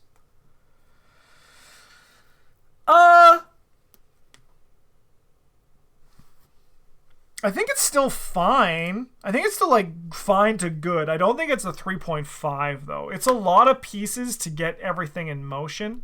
And I've played this in Daisy, and it's good in Daisy. I think it's like a 3.5 in Daisy, but generally I think it's just, I'm going to give it a 3. I think I'm going to go down a full point for this one. So it's not as much as chat's going to go down on this one. Chat. Whoa. So I went from a 3.5 to a 3. Chat, you went from a 4.0 to a 2.8. That's a whole 1.2 drop. Chat ain't happy with Ravenquill. Rest in peace, you dumb bird. Hit and Run. I gave this one a 4.5. I gave this one a 4.5. I think the card's good, but it's not that good. All right, Hit and Run. 1 cost event, fast. Play only during your turn. Put an ally asset from your hand into play at the end of your turn. If the asset isn't still in play, return it to your hand. So I'm pretty sure I probably said this last year, where this is a card that is always gonna be a problem, right? This is a card that's always gonna be a problem for the game, and that they're gonna need to, as designers, be constantly aware for. We saw the Song and Dance with Sleight of Hand. It's a very similar style of effect. The thing that's making Hit and Run less of a thing is that there aren't as many allies that can take advantage of this, right? As soon as we get more enter the battlefield allies, or allies that have effects that you can use multiple times, this card's going to be going up in value. And it's also just one of those things that's always scary. I still think the effect is very good. Like it can also do some like combos as well. Hit and Run an ally into play. Let's just say Jeremiah Kirby. You hit and run Jeremiah Kirby into play. You get a bunch of cards into your hand. You say odd. You draw calling in favors. You then shuffle. You bring Jeremiah Kirby back to your hand with calling in favors and play an ally that stays in play. It's 2 actions to get an ally for free. So it's not like great, but it's one of those things that you can potentially do with this. Honestly, Hit and Running in for some temporary soak as well can be really nice. But it's basically any times that if there's going to be, like, the designers now need to be aware of any ally they play. We've seen this. Oh my god, my results are gone. I spent too long. I think I'm going to drop it down to a... I mean, we already seen this card kill something else, right? Like, we've already seen this card kill Jeremiah Kirby. I think I'm going to give it a 3. Mostly because it's, like, completely fair right now. It's, like, completely fair. That's the weirdest part with this one. It's someone in chat said, I got it. Convert, yeah. It's abusive. Sleight of hand was abusive from day one. 8 cycles in. But like, so I think that's the thing. Like, it is generally quite fair. But with that said, I do think the designers need to be hyper aware of this card because of that. Because it has the potential to be a problem. 4.5 to 3 is a big drop for me. Yeah, it is. Chad had the exact same drop. So I went from a 4.5 to a 3, so a 1.5. Chat, who's trying to be all high and mighty right now, went from a 4.3 to a 2.8, which is also a 1.5 drop. So eat it, chat. Trying to make me like I had a big drop? Chat, you had the same drop as me. All right, what's next? Tool belt. Okay, tool belt. This one here is a 2-cost item clothing asset, takes up the body slot. Each asset takes up no slots in its text box, treat as if it was blank. As lightning bolt exhaust tool belt, choose one, attach a tool asset in your play area to tool belt, switch a tool asset in your play area with an attached asset or detached and attached asset. So right now, I think this card is clunky and not good, but Hemlock Veil, stocks might go back up. There's going to be a big tool thing in that. I'm excited to see it in action with someone like Wilson Richards. However, I'm going to give it a 2.5. I think that it's clunkier than it is good. But Wilson Richards, he might have a field day with this card. He might really like playing with the tool belt. So I'm going to go from a 3 to a 2.5, and let's see what happens in Chatland once the result is done.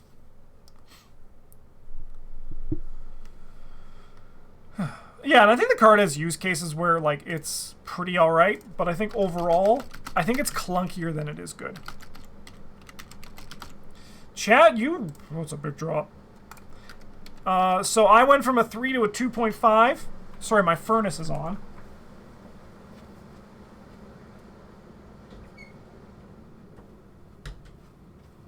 Chat, you went from a 3.6 to a 2.2, so a 1.4 drop on that one. Okay, time to go cross-eyed again.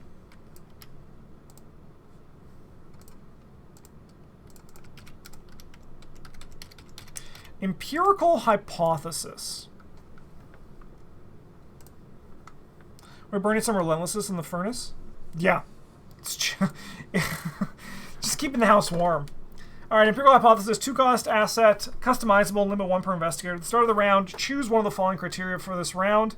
You fail a test by 2 or more. You succeed a test by 3 or more. When the chosen criteria is met, you may exhaust empirical hypothesis to add, 1 evidence to it. Spend an evidence to draw a card. Pessimistic outlook. There's more criteria being added. You run out of cards in hand. Trial and error is you are dealt damage or horror. Independent variable is you discard a treachery enemy from play. Field research is you enter a location with 3 or more shroud. Peer review. The chosen criteria is met if any investigator location meets it instead of only you. Other investigators may trigger the lightning bolt abilities on empirical hypothesis. Research grants adds lightning bolt ability. Spend 2 evidence. Reduce the cost of the next card you play this phase by 3. Irrefutable proof. The empirical hypothesis gains spend 3 evidence. Discover clue location. An alternative hypothesis. After you exhaust empirical hypothesis, you may resolve its forced effect. Choose an criteria you have not already chosen this round. Then ready it.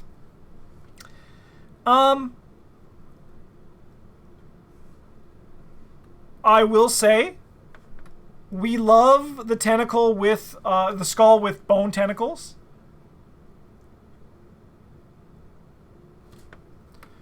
So a bunch of stuff. We had to the bone tentacles. I always got to point that out. I do think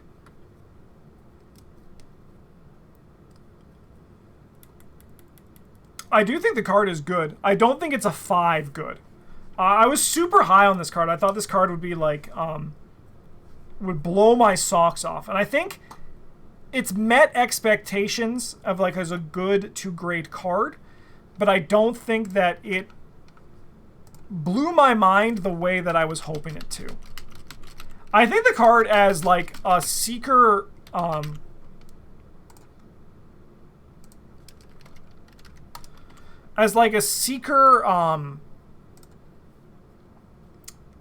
like baseline, a lucky cigarette case that you can just like, it's a little bit harder to trigger, but you can like draw multiple cards as needed. I think is really nice. You put more experience into it, more stuff, but the play pattern with this card is abysmal. I hate playing with this card. So much so that I wish the level 0 version only had one thing on it, so I would never need to pretend to choose. You know? I don't like playing with the card. It's just like clunky. It's just kind of like clunky from like a mechanical standpoint, right? Because of the forced effect. And like you have to choose something to start the round. It's like that one, Recall the Future? That one where you like, you have to name the token before you draw, and if you do, you get +2. Is it Recall the Future, that one? That's the lady going like this. I know the art. I can do the art. But the card itself is, I think, still very good. I think I'm going to give it between, like, if I could give it a 4.25, I would. So I'm between a 4 and a 4.5. And I think the card is still really good. I'm going to give it a 4.5, I think. And chat, you guys gave it a 4.2.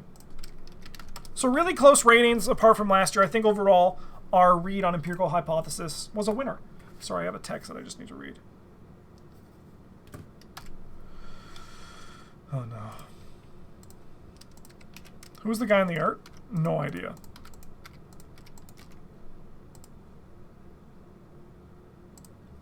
Alright. Grizzled. This is an innate developed skill that commits for a while. It's customizable. When you purchase it, record 2 traits on this upgrade sheet. Not just one, like I did for a majority of the time. It's actually 2. If this skill test is on there against an encounter card, including fighting, evading, or parlaying, Grizzled gets wild for each of the chosen traits the encounter card possesses. So Specialist and Specialist are choose another trait. Nemesis, if this is a skill test on or against an enemy with the chosen trait, and the test is successful, you may attach Grizzled to that enemy. Reduce the difficulty of tests on or against the attached enemy by 1. Mythos Hardened, if the skill test is on a treachery with the chosen trait and the test is successful, you may add both Grizzled and that treachery to the victory display. Always prepared. After drawing a counter card with the chosen trait, return 1 copy of Grizzled from your discard pile to your hand, max once per round. I gave it a 3 last year, and honestly, I kind of just agree with that.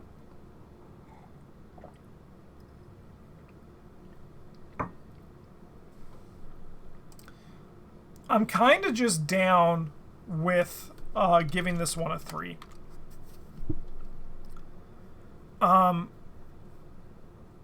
You say humanoid? You say humanoid, and you're probably going to get your, like, it's going to trigger. Always Prepared, I think, is the best option for the other ones. You say, like, humanoid, you say, like, hex, you say hazard, depending on the scenario, like the campaign, sorry.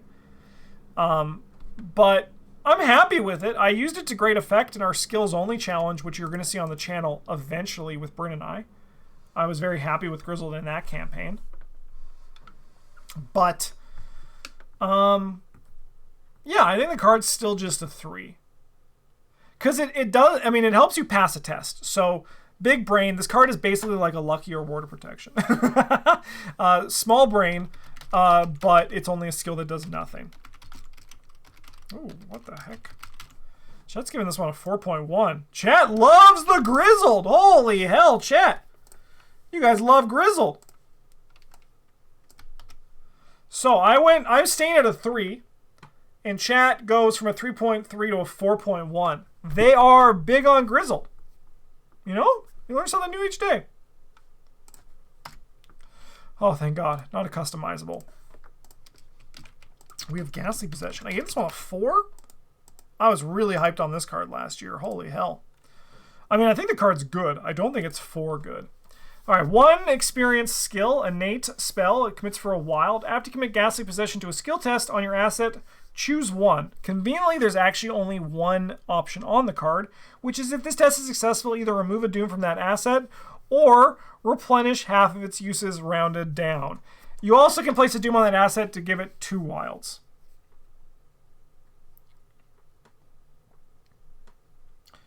Just keeps talking about using this on chainsaw, but it only gets one use? Sure.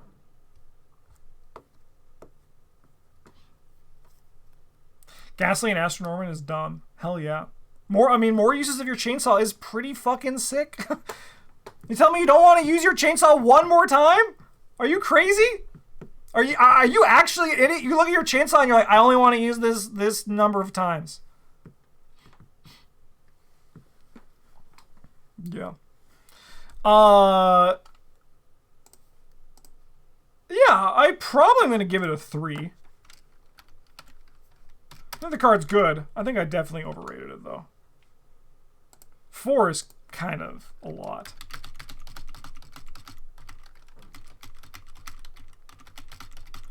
And chat, you gave it a 3.7. So I went from a 4 to a 3. Chat went from a 4.3 to a 3.7. So I had a whole 1 point difference, and chat had a 0.6 difference. In Astronomical Atlas Norman, this card is insane. In other places, it's good, but not great. Still can't believe someone's like, you only get one more awesome use of your chainsaw, and think like that's a bad thing? My God. All right, we are here in Calculated Risk. Calculated Risk is a skill. Max 1 per skill test. Commit only to a skill test you're performing of any type and only if it's your turn. Calculated Risk gains a wild for each action you perform this turn, including this one, after this test ends and your turn.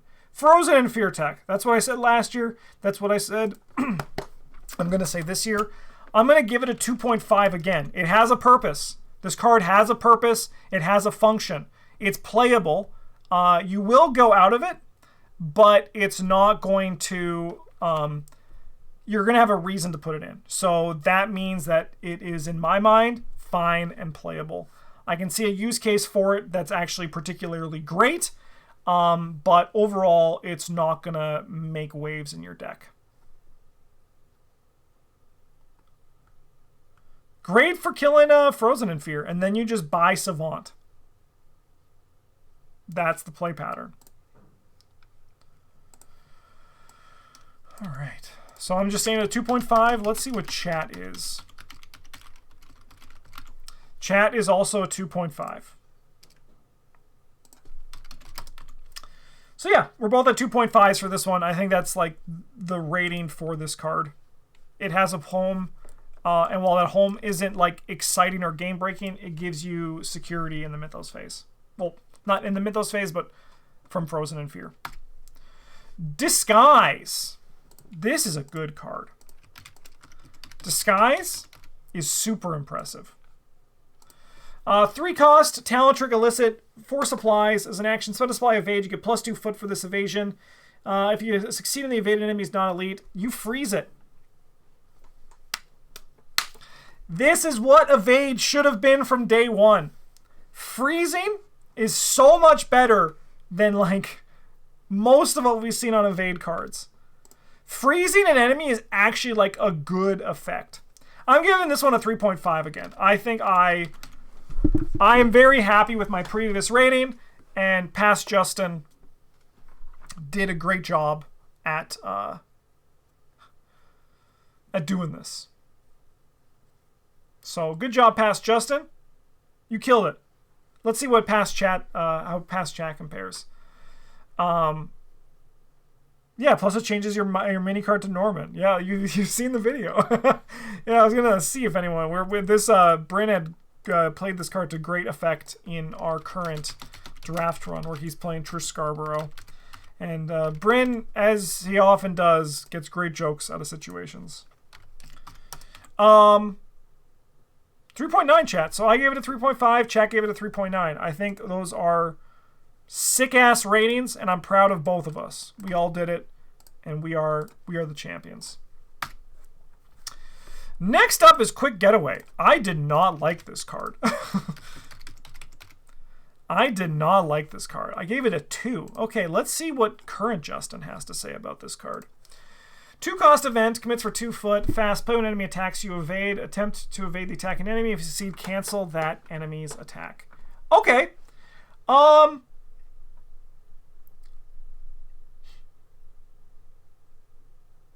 Yeah, good in Rita. But it's just so expensive.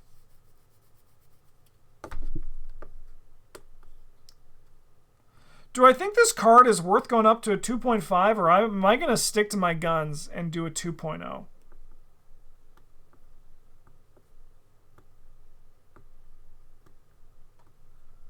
Gotta avoid that you evade in the enemy phase for the enemy just ready. It is kind of... No, that's... Like, I understand the idea is that you do it during, like, the... You can also do it during the investigator phase, right? But, like, it's not great for... And, yeah, you know what? I'm staying as a 2. I'm staying as a 2. Oh, not a 2.9. You can do an attack of opportunity. But, like, why don't you just evade it? Oh, no, not 6s. I was putting 6s in.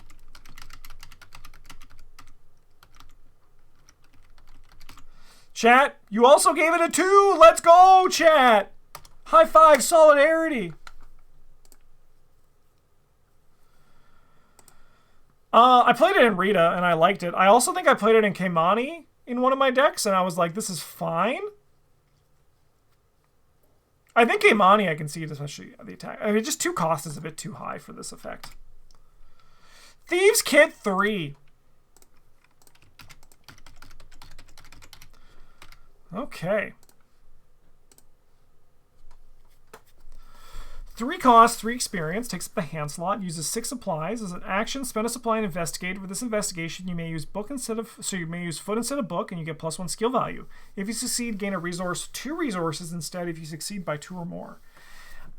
So, for reference, chat gave... Last year, you gave the upgraded Thieves Kit a 4... You gave 0, 4.6, and the upgraded version of 4.2. I think that people are sleeping on the Thieves Kit upgrade. It's very good to get more resource. I'm gonna give them both a 4. I think they're both equally powerful. The upgraded Thieves Kit is a lot of money. It's a lot of money. And here's a little tech. You didn't hear it from me. Play sleight of hand with this. Get a lot of actions, maybe a haste, and get like 1,000,000 resources. I think that there's no, like, I think a lot of decks, yeah, you don't need a reason to upgrade, but I do think a lot of decks will do better if you actually do upgrade it. Chat, you gave it a 4, which I think actually is pretty much on par with the level below of what you had Thieves Kit 0 last year. So I gave it a 4 to a 4. Jack gave it a 4.2 to a 4. How are you succeeding by 2 that many times in a row? By building a good fucking deck! You're investigating. Why are you playing Thieves Kit if you can't succeed by 2? Are you fucking stupid? Are you crazy? How do I not succeed by 2 in my rogue deck that I'm building to succeed by 2 because that's what rogues do? You're crazy, man. You're crazy. How do I succeed by 2 that many times in a row? Oh, I don't know. Play my fucking deck?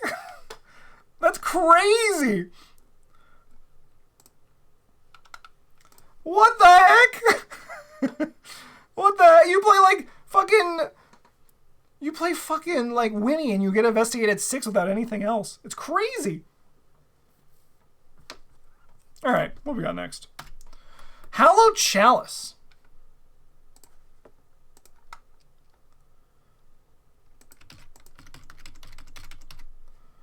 Alright. Hallowed Chalice. 3 cost, takes up the hand slot. As an action, choose an investigate location and either choose 1. Exhaust Hallowed Chalice and place 1 Doom on it to heal 2 damage to horror from that investigator.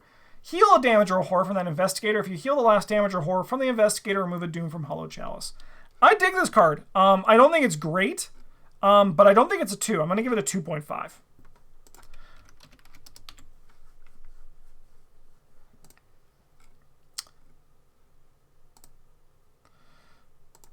I think that it's just like, it's actually like super easy to remove the Doom from it. Stillbone, this one doesn't have an upgraded version. Honestly, I think actually the upgraded version wouldn't be too good because Power Word already serves as the best healing in the expansion, because the healing on Power Word is pretty disgusting. But I think like the level 0 version is pretty good for some healing if you need it. If you just need like a little bit of healing here and there. I'm going to give it a 2.5. It's not good, but it was better than I gave it the juice for last year. And chat's going to give it 2.8. So chat's going for, so chat actually is pretty much exactly the same as they were last year. So I'm up a 0.5 and chat's up a 0.1, from a 2 to a 2.5 and a 2.7 to a 2.8. So very similar for chat last year. They saw the truth with Hallowed Chalice, and I did not. Hidden Pocket. This is a cool card.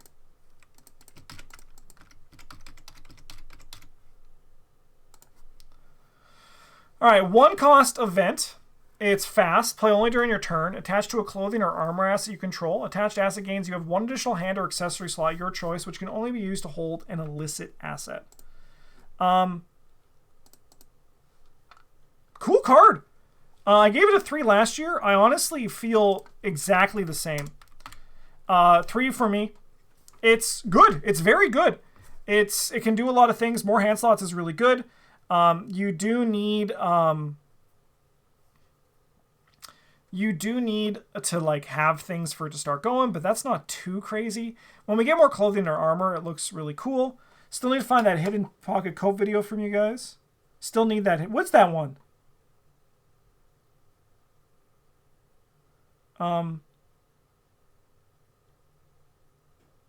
Was that where we just like put a bunch of hidden pockets on like one coat, and it's just like an endless amount of coats? Put 6 hidden pockets on one coat, so we have to keep like team working it around. Do the Hemlock Veil's masks count as clothing? I don't think they do. I think they're charms. They're items and charms, right? But let's quickly just hop on over to my favorite website for spoilers, which is darebk.com/ancient evils.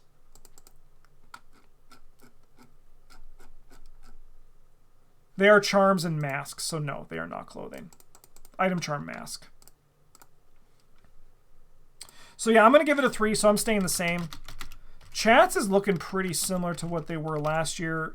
A little bit, 3.8. But like I said, a 0.5 diff, I call that like 100%. Did you devil the go? I did show the devil card at the start of stream today. Is there a mask trait on enemies? Maybe.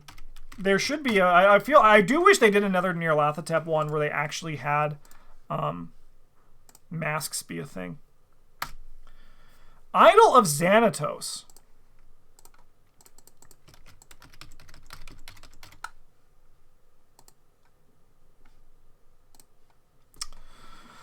Alright, Idol of Xanatos. When you're dealt damage and or horror, exhaust Idol of Xanatos and discard up to 3 cards from your hand. Cancel that much damage or horror damage/horror. I gave it a 3 last year. Chat gave it a 3.4. I've seen this card actually do some good work. And it's pretty fair, I think, too. Not everyone's going to want to be discarding cards to stop damage or horror. But I do like what you are able to do with the Idol of Xanatos. I'm going to just stick with my 3 rating. I think the card is just generically just kind of fine and good. But you need like the home for it to really like go through it, you know? It also just like discard synergy is not something to... Like, it's not free discard like Cornered is, but it still is something that you are able to discard Moonstone, get rid of your Idol. No! But I mean, like that kind of line, even if you have like a Relic Hunter to like you're wanting to do it, I don't think it's terrible. I don't think it's great though. I think it's just fine. Chat, they're dropping on this one. They're dropping Idol of Xanatos like it's garbage. They're dropping down to a 2.6, I think. Holy cow. So I stayed at a 3, chat went down to a 2.6 for changes. Gurish. I gave this name after a 3.5. Let me guess. Here's my impression of past Justin. The resource cost is the experience in the resource cost is a bit high for Guardians. There's past Justin for you. Is the Idol of Xanatos unique for like no reason at all? Flavor, probably.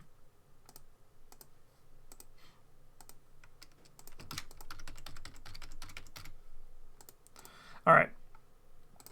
Gurish Kadakia. 4 cost, 4 experience. He takes up the ally slot, soaks for 3 and 3. Gurish Kadakia may be assigned damage under horror dealt to other investigators at your location. As a lightning bolt during a skill test being performed by an investigator location, exhaust Gurish Kadakia. That investigator gets +2 skill value for this test. If this test is successful, heal a damage or horror from him. Great card. Is he a 4.5 or is he a 4? Honestly, I think dude's a 4.5. Maybe he's a 4? That's tough. He's so fucking good. He's a 5? I don't think he's a 5. Best card in the box, not in terms of power, but just in terms of usefulness. He is very useful. Yeah, Gurish, I'll give you a 4.5. I don't think he is a 5, though. I think 5 is like... For me, I think the only 5 I've given out was for Runeic Axe, which I still stand by. That card's actually, like, busted. Gurish is very good, but he's also incredibly fair for his cost, you know? To go back to past Justin. He costs 4 resources and 4 experience. He's what a 5 should be. I can agree with that. That is a good assessment. He's what a 5 should be. Yeah, honestly, I think that's very wise. This is like what a 5-star card, like a very, very strong. This is like what we should call busted, you know? Because dude's still fair. Dude's still very fair. Very efficiently costed. Yeah, he's just very good. I think that's some wise sage wisdom there. So I went from a 3.5 to a 4.5. I don't know what was wrong with Justin. But chat, you guys went from a 4.2 to a 4.7. So I think that's really good. Actually, I give him a 4 instead of 5 because it's bad trigger discipline into his art. Don't worry, the gun's a prop. He actually doesn't deal damage. He only takes damage. Great card, though. I love Gurish. Okay. Underworld Market. This is a cool card. I actually just played with this for the first time last Friday. 2 experience, permanent exceptional, so it actually costs 4. You get +10 deck size. As a reaction, before drawing your opening hand, choose 10 Elicit cards from your deck, shuffle them together, and place them next to the Underworld Market as your market deck. That ain't forced. You can actually just do that. You can just, like, put 10 cards in your deck for no fucking reason. Alright. Here's the question. Okay? Is it not forced because it would have caused a line break? So they just change it to a reaction just for formatting. As the other one is the reaction at the start of your turn. Reveal the top 2 cards of your deck, of your market deck. You may spend 1 resource to draw one of them. Place the rest on the bottom in any order. I played this card to great effect in a Tony deck last week. Being able to I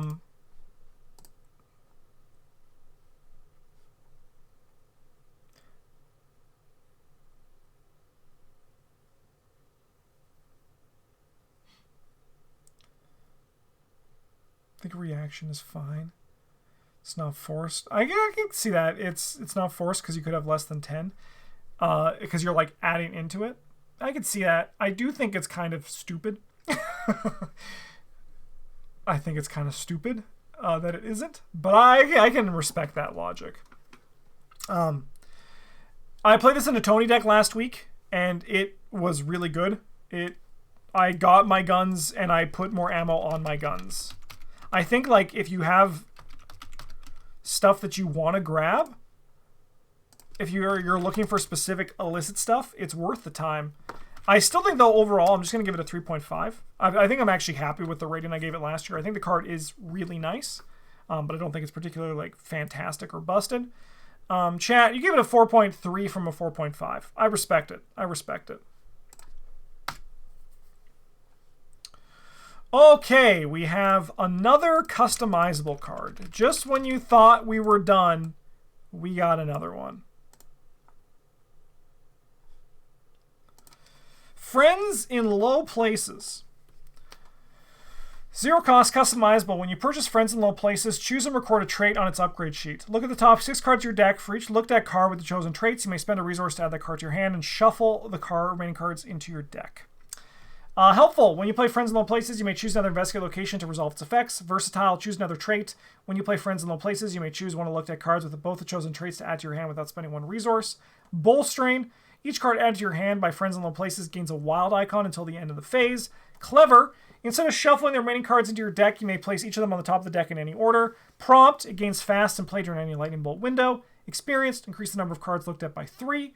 And Swift. You may play one of the cards added to your hand by paying its cost.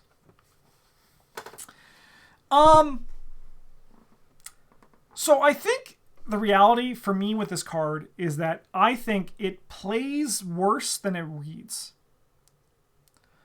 I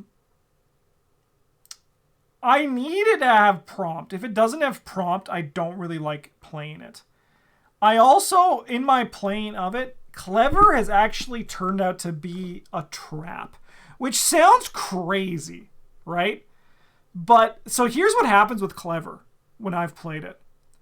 It's like, I mean, a lot of this is, this would definitely change in campaign play because most of my play with Friends in Low Places has been in standalone mode. Because I don't like the card enough for campaign play, to be honest with you. But in standalone mode, I get my draw, and I'm like, I get my cards that I want to draw, and then I have the cards that are fine. And I'm like, damn, I have to get through all of these cards that are just fine before I can get there. I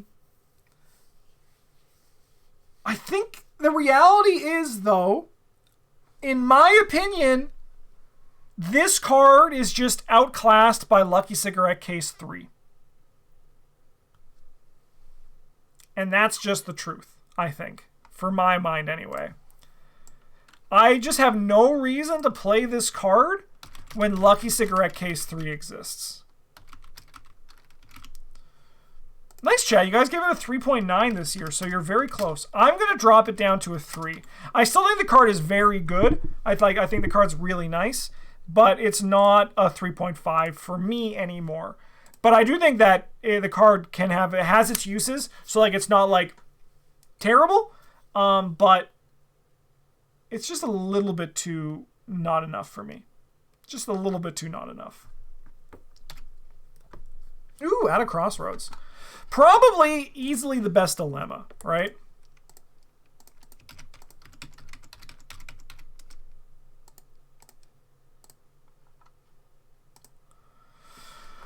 All right, one cost, one experience event, max 2 dilemma per round, revelation, choose an investigator and decide. The chosen investigator must immediately take an action as if it was their turn, then discards a card at random from their hand, or the chosen investigator loses 1 action during their next turn and draws 3 cards. So basically this one lets you basically it's just a delayed card draw. You spend an action to draw a card, so you spend an action in your next turn to draw 3 cards. I'll be honest though, I don't think card draw is worth a 5. I think card draw is good, but I don't think this is a 5. I'm giving this one. Do you draw immediately or only when the action is lost? The chosen investigator during their next turn loses an action, then draw 3 cards. I think you draw immediately. I think.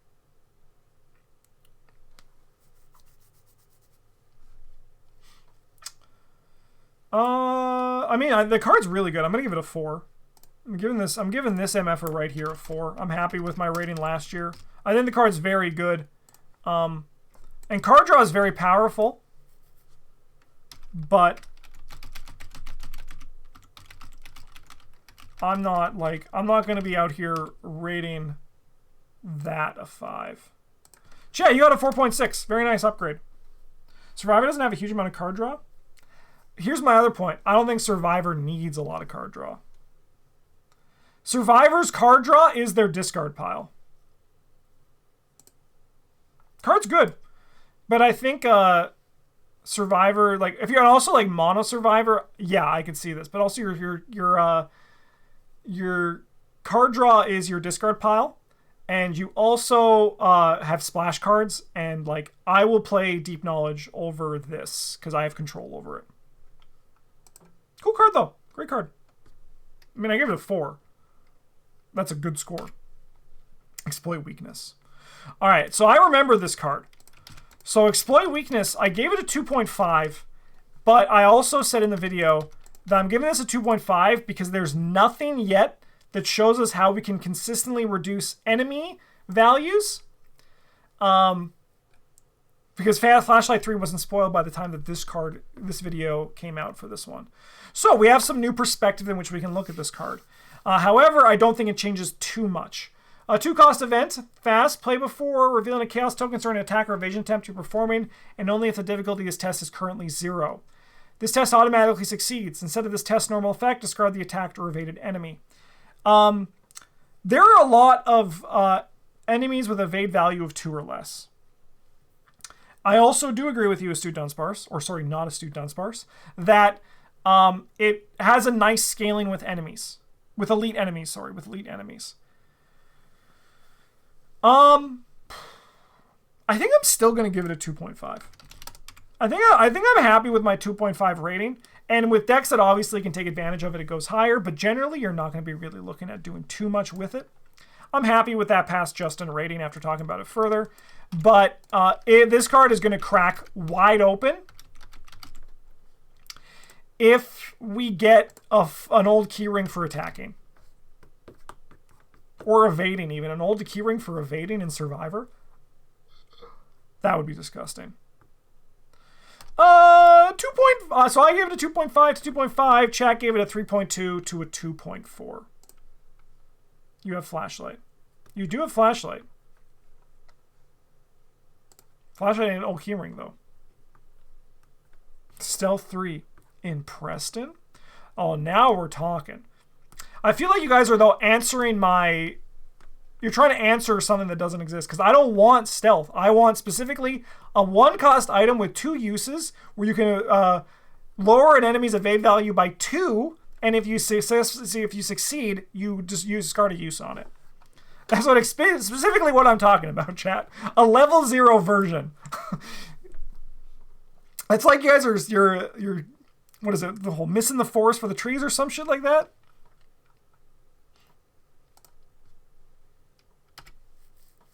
All right, Elder's Initiation. I gave this a 3.5. What the hell?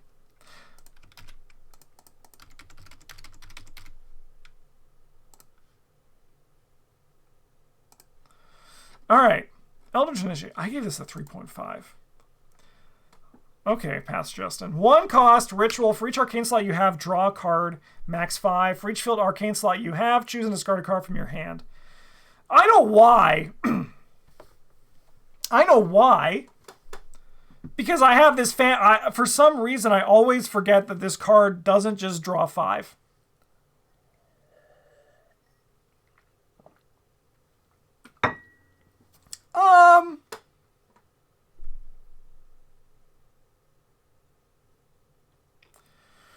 So if you have no arcane slots, it's a draw 2. So it's really a draw 1. Yeah, I'm going to give this a 2.5. What the fuck was I thinking in the past? I'm dropping this to a 2.5. I don't think I think the card's fine. I don't think it's good. No one plays this card. I agree. I've played it. And I don't think... I mean, I drew cards with it, but I don't think it was worth the deck slot.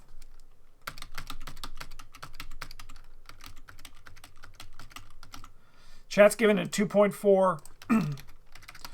So I dropped from a 2.5. I dropped a whole point, and Chat dropped a 0.9 of a point. So, yeah. I think we're all in agreement for this one.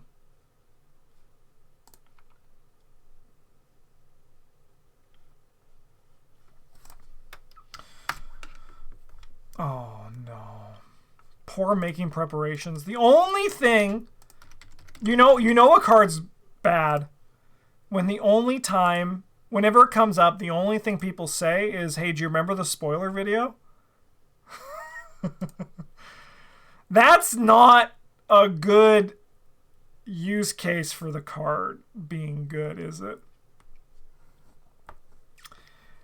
The spoiler video was very good. However, it shows that the card itself isn't. Chat gave it a 3.7? I didn't even notice that. I was too busy talking about this. All right. Making preparations is an event. It's a dilemma. Choose 2 skills. Until the end of the investigation phase, each investigator puts one of the chosen skills and -1 to each other skill. Did you play this yet this year? I think I have. Dilemmas are really easy to play because you just put them in your deck and they just like happen. You don't even need to like spend time playing them. Yeah, I've played this one. Okay, chat. This is gonna be painful, this drop for all of you. Just so everybody knows. I see you people rating it a 4 just so your drop is a little bit less painful. You know what? I respect the hustle. Chat is dropping this down to a 1.8. That's a nearly 2-point drop. That's... I mean, I get it. I'm going to give this one, I think, probably a 1.5. So I also have a big drop. So I went from a 2.5 to a 1.5. I think honestly a 2.5 was much too high. And Chan went from a 3.7 to a 1.8. Yeah, card is not good. But thank you for the spoilers. I don't know the channel's name, unfortunately, that made the spoilers on the top of my head. But you know you had a long-lasting effect on the game when that's anything everyone talks about when the card's revealed. Drop it to 1, you coward? No. No. I think for a card to be 1, it needs to, like, actually make you lose the game. Hey, Nature of the Beast.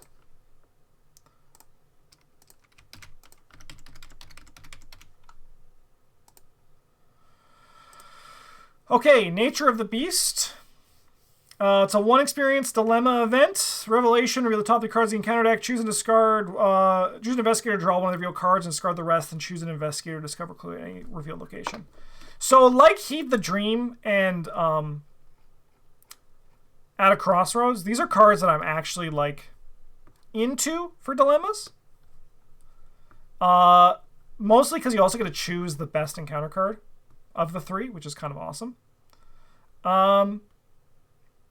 Yeah, I think I'm going to drop this to a 3, I think, though. I think, yeah. It does bin the other 2 cards, which is nice. You can burn, like, the encounter cards that scare you. But I think I'm not that impressed with the card. I'm going to drop it to a 3. I'm not super impressed with Nature of the Beast after a year with playing with it. But that's just my own personal thought. If someone is more high on the card, I'm not going to, like, scream or anything. Down to a 3.7 with chat. So we both dropped a 0.5. I think that's a once again a reasonable level for the card. Upgraded Ceremonial Sickle. Okay. They really dropped the ball on the upgrade version for this, didn't they? So I gave it a 3, and Chat gave it a 3.3. Compare this to the last one. Honestly, actually, the Ceremonial Sickles, I imagine we're going to see a very similar thing. So, 3 cost, 4 experience. Fight. Use either brain or fist and get +1. You get +1 fist with this attack. When you see the ability, choose 1, exhaust Ceremonial Sickle, place a Doom on it to get +3 skill value and deal +1 damage for this attack. If this attack defeats an enemy, ready Ceremonial Sickle and remove all Doom from it. XP cost is way too high for what it does. It should probably deal +2 damage, right, for the top action. It probably should deal +2 damage for the top action, right? If it was 3 experience and 2, it probably would be better in the Mystic class. But I don't think it's particularly good. I'm going to be giving this one... I think it's worse. I actually think this one is actively worse than the Sickle. Like the level 0 Sickle. So I'm going to give this one a 2. I gave the other one a 2.5 because I think like there's a reason that you'd want in some decks to play the level 0 sickle, but I don't think there's a lot of reasons you want to upgrade the sickle.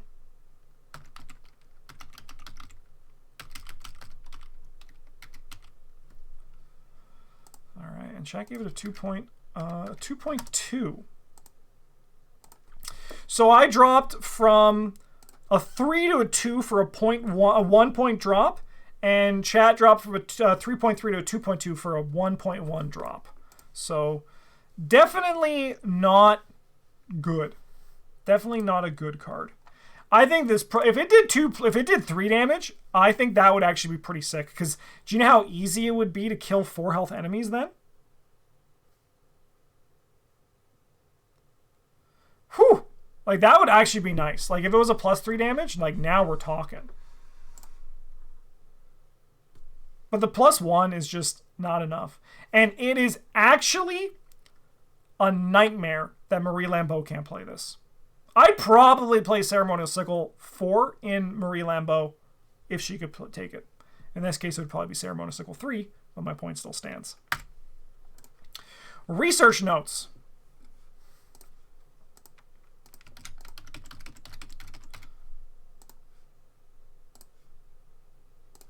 All right, 1 cost, hand slot. As a reaction, after player card places 1 or more clues on your location, place that many resource notes on as evidence. As an action, test book 0. For each point you succeed by, you may spend 1 evidence to discover a clue location. So I'm just going to say my thoughts on this card is going to be directly tied to only having 1 of them in play. Because that's what I probably would have done when I was playing research notes. I'm ignoring the taboo, which actually is like... I believe it does that, right? It's now limit 1 per play. 1 in play, I think. But I think I'm going to still just give it a 4. I think the card's really nice. I like the card. It's an archetype defining. It's a good effect. This is just like Power Word. This card doesn't witness the full effect before it got tabooed. I play cards without the taboo list. You know that, right? I'm not like some guy who only plays with the current taboo list. I switch between from campaign to campaign because I like having fun. Oh, taboos I want to play. It's max 3 evidence per round. Thank you, Guric Sample Games. I appreciate that. Yeah, I think the card's really good.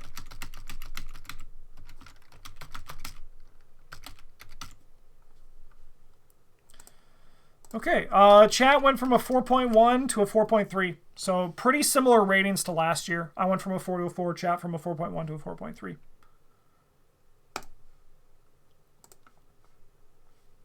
Yeah, I believe it. I believe it and I like it. Okay. I gave this a 5. I was super hyped on this card, huh? I think we're near the end. I think the video is almost done. Okay. Breaking and entering, level 2. So 2 cost, 2 experience. It's a trick. Investigate. Add your foot value to your skill value for this investigation. If you succeed by 1 or more, you may automatically evade an enemy at this location. If you succeed by 3 or more, return breaking and entering to your hand at the end of the turn. This action does not provoke attacks of opportunity. I gave it a 5. I'm gonna be honest, though. I don't think you need to... If you need to play this card multiple times in a campaign, your goon might be letting you down. And that's kind of where I am at breaking and entering. The level 0 version is really good, but like, I don't really find it a necessary upgrade. I still think the card's sick. I think 5 is a bit high. I think I still like the card a lot, though. I think I'm still going to give it a 4, but 5 is a bit high. I'm going to give this MFer a 4. Rita loves it.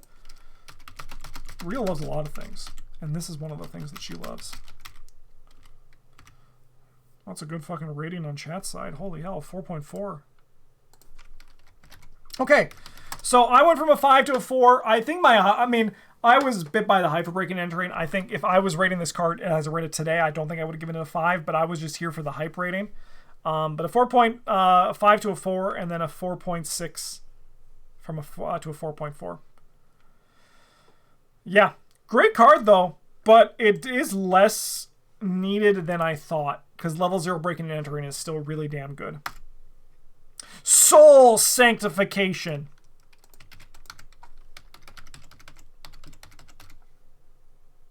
Fun card.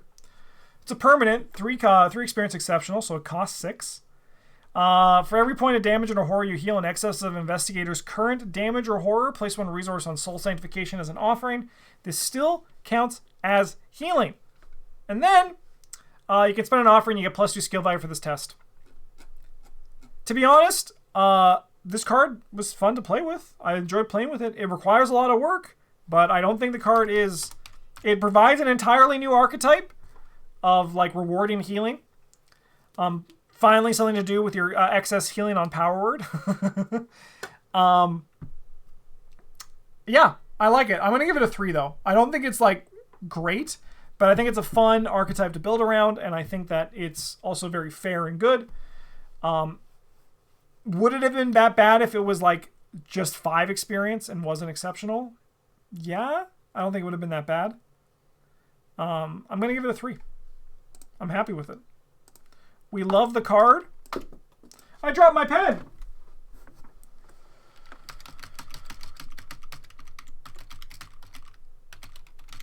And chat, you're pretty close. You went to a 3.4, so only a 0.2 difference. I'm calling that a win for our sides.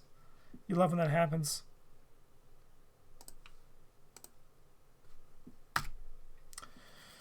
Astral Mirror. I think this was one of your highest rated cards, chat, if I remember. Astral Mirror was one of the highest you had.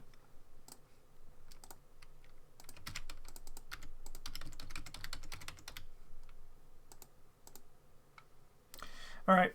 3 cost, 2 experience. Takes up the body slot. For each of your arcane slots that are empty, you have 1 additional hand slot. You may take an additional action during your turn, which can only be used to play an acid into one of your hand slots. I actually had a lot of fun playing with this card in a gym deck that I did. It was a really good time. I don't think it's a 3.5 though. I'm going to give this one a 3, but I think the card's really cool. I think it's a good card. I think it's a fun little archetype to play. Obviously with Daisy, it's a really good time, right? Like really fun with Daisy. Honestly, it was a good time with Jim Culver, too. I had a really good time playing that deck. But it's fine. Like, it's good. But it's not as good as I thought it was last year. So I'm going to be dropping this one down to a 3 on my end. Is this a JoJo reference? I'm pretty sure it is. I don't know what JoJo is. But I'm pretty sure that, yes, I've heard that people say that last year.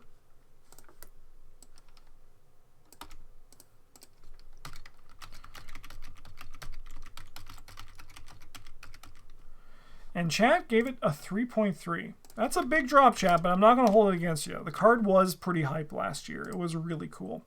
So I went from a 3.5 to a 3. Chat went from a 4.7 to a 3.3.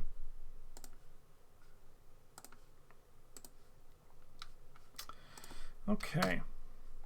Embezzled Treasure. Otherwise known as Eric's favorite card. Eric loved this card. All right. Embezzled Treasure, 0 cost. As a lightning bolt, exhaust Embezzled Treasure. Move up to 2 resources from your resource pool to Embezzled Treasure to a maximum of 10 resources on it. Enforced, when you resign or the game ends, for every 2 resources on Embezzled Treasure, an investigator of your choice begins the next scenario of the campaign with 1 additional resource in their resource pool. Why did Eric love it so much? Because it allowed Eric to embezzle treasure, and the flavor was just so much fun. I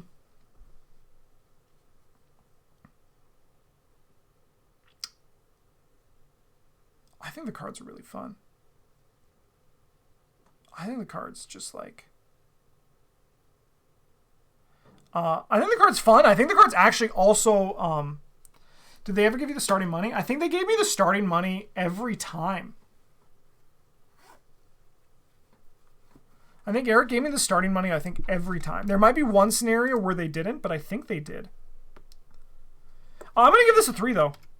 I think the card is, like, fun, and it's good. I think the card is actually actively pretty good, too. I don't think it's great, but it's definitely above a fine. And Chad agrees. We actually have no 2s here. Chad's giving it a 3.9.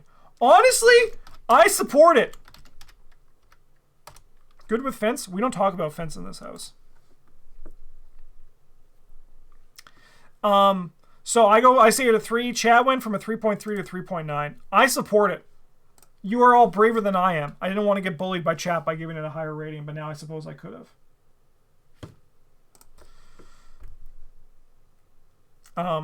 Fun card though. If you haven't played Embezzled Treasure, I think you give it a shot. You'll be more surprised what it does in a campaign play than it seems on the initial read.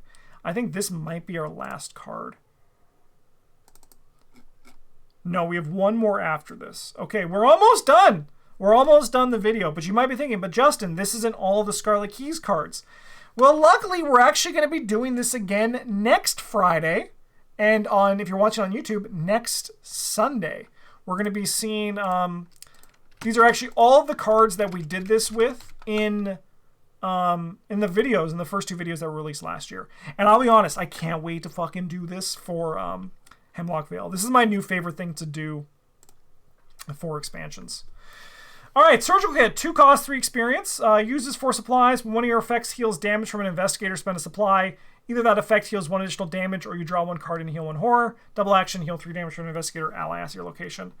Honestly, card's good. I'm just giving it a 3. I think I was right on the money last year for my own personal perspectives on the card. And not much has really changed it. It kind of just did exactly what I thought it would do. And it did it at a good rate. It's great for Vincent for getting rid of his weakness. Turns his weakness into a double action. Yeah, I don't have much to say. It just, like, it does the job.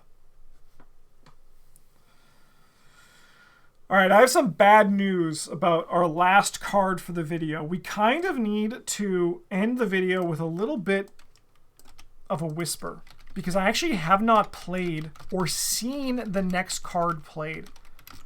So my hype for it is going to be pretty... like, my knowledge of it is going to be kind of... I don't know. We're going to see what happens.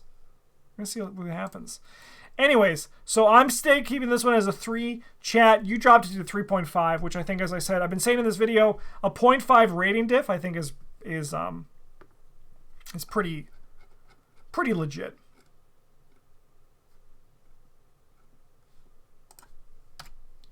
All right, last card of the video is Martyr's Vambrace.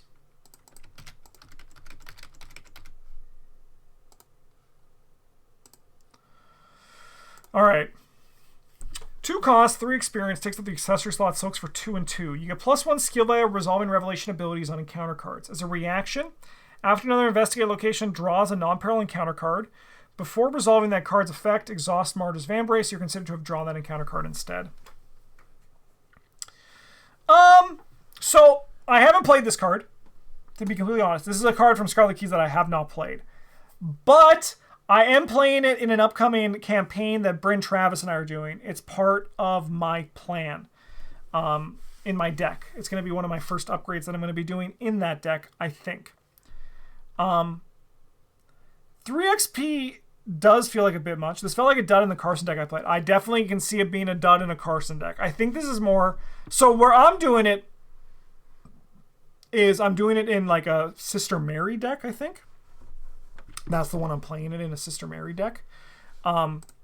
Which I think is kind of where I'm happy to give it a shot, because, like, you know, I just take all of the brain cards from my people. And then I can't with the card pool I'm doing, because this is actually part of the next draft. But I do think that, like, Relic Hunter, and then you also grab, like, a Holy Rosary, level 2. To go good in a Stat Ball Lily deck. That also actually sounds really fun. That sounds... I can get behind that.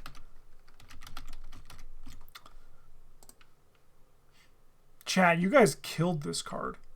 I think I just have to keep it a 3. I think the card has a good... I think the card is still good. I just haven't seen it in action. But as Bryn calls it, baloney bracelet or whatever it is, baloney armband, is a pretty sweet time.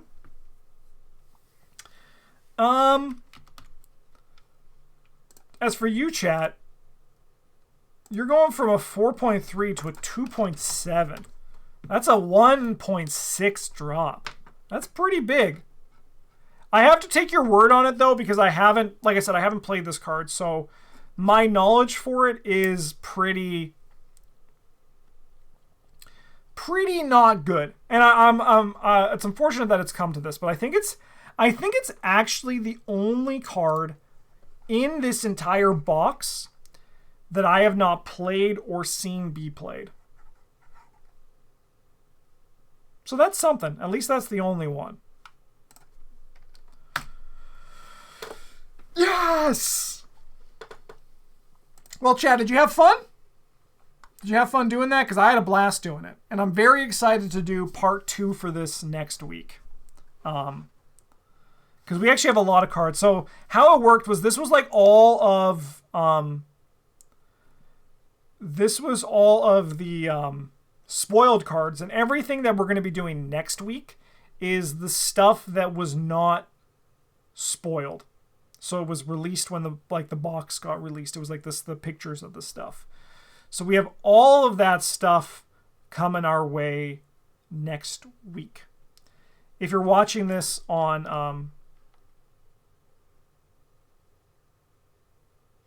did I make an error on this spreadsheet? If you're watching this on YouTube, like I said, it's going to be here next week as well. Other than that, yeah. If you want to support the channel, you can definitely do so by liking, commenting. Give me your own thoughts. What were cards that you were right or wrong about over the year? Don't worry. You don't have to yell and convince me that Power Word is good. I know Power Word is good. I know it can be busted to some people. It's just not busted to me. So that's just, don't worry. I know there's going to be someone who's like, Justin, Power Word is so damn good. There's this thing you can do. And I'm like, I get it. My line for busted is just a little bit different than yours, I guess. That's just kind of what it all comes down to. Thanks for watching, everybody. Have a good one. And as always, GG's.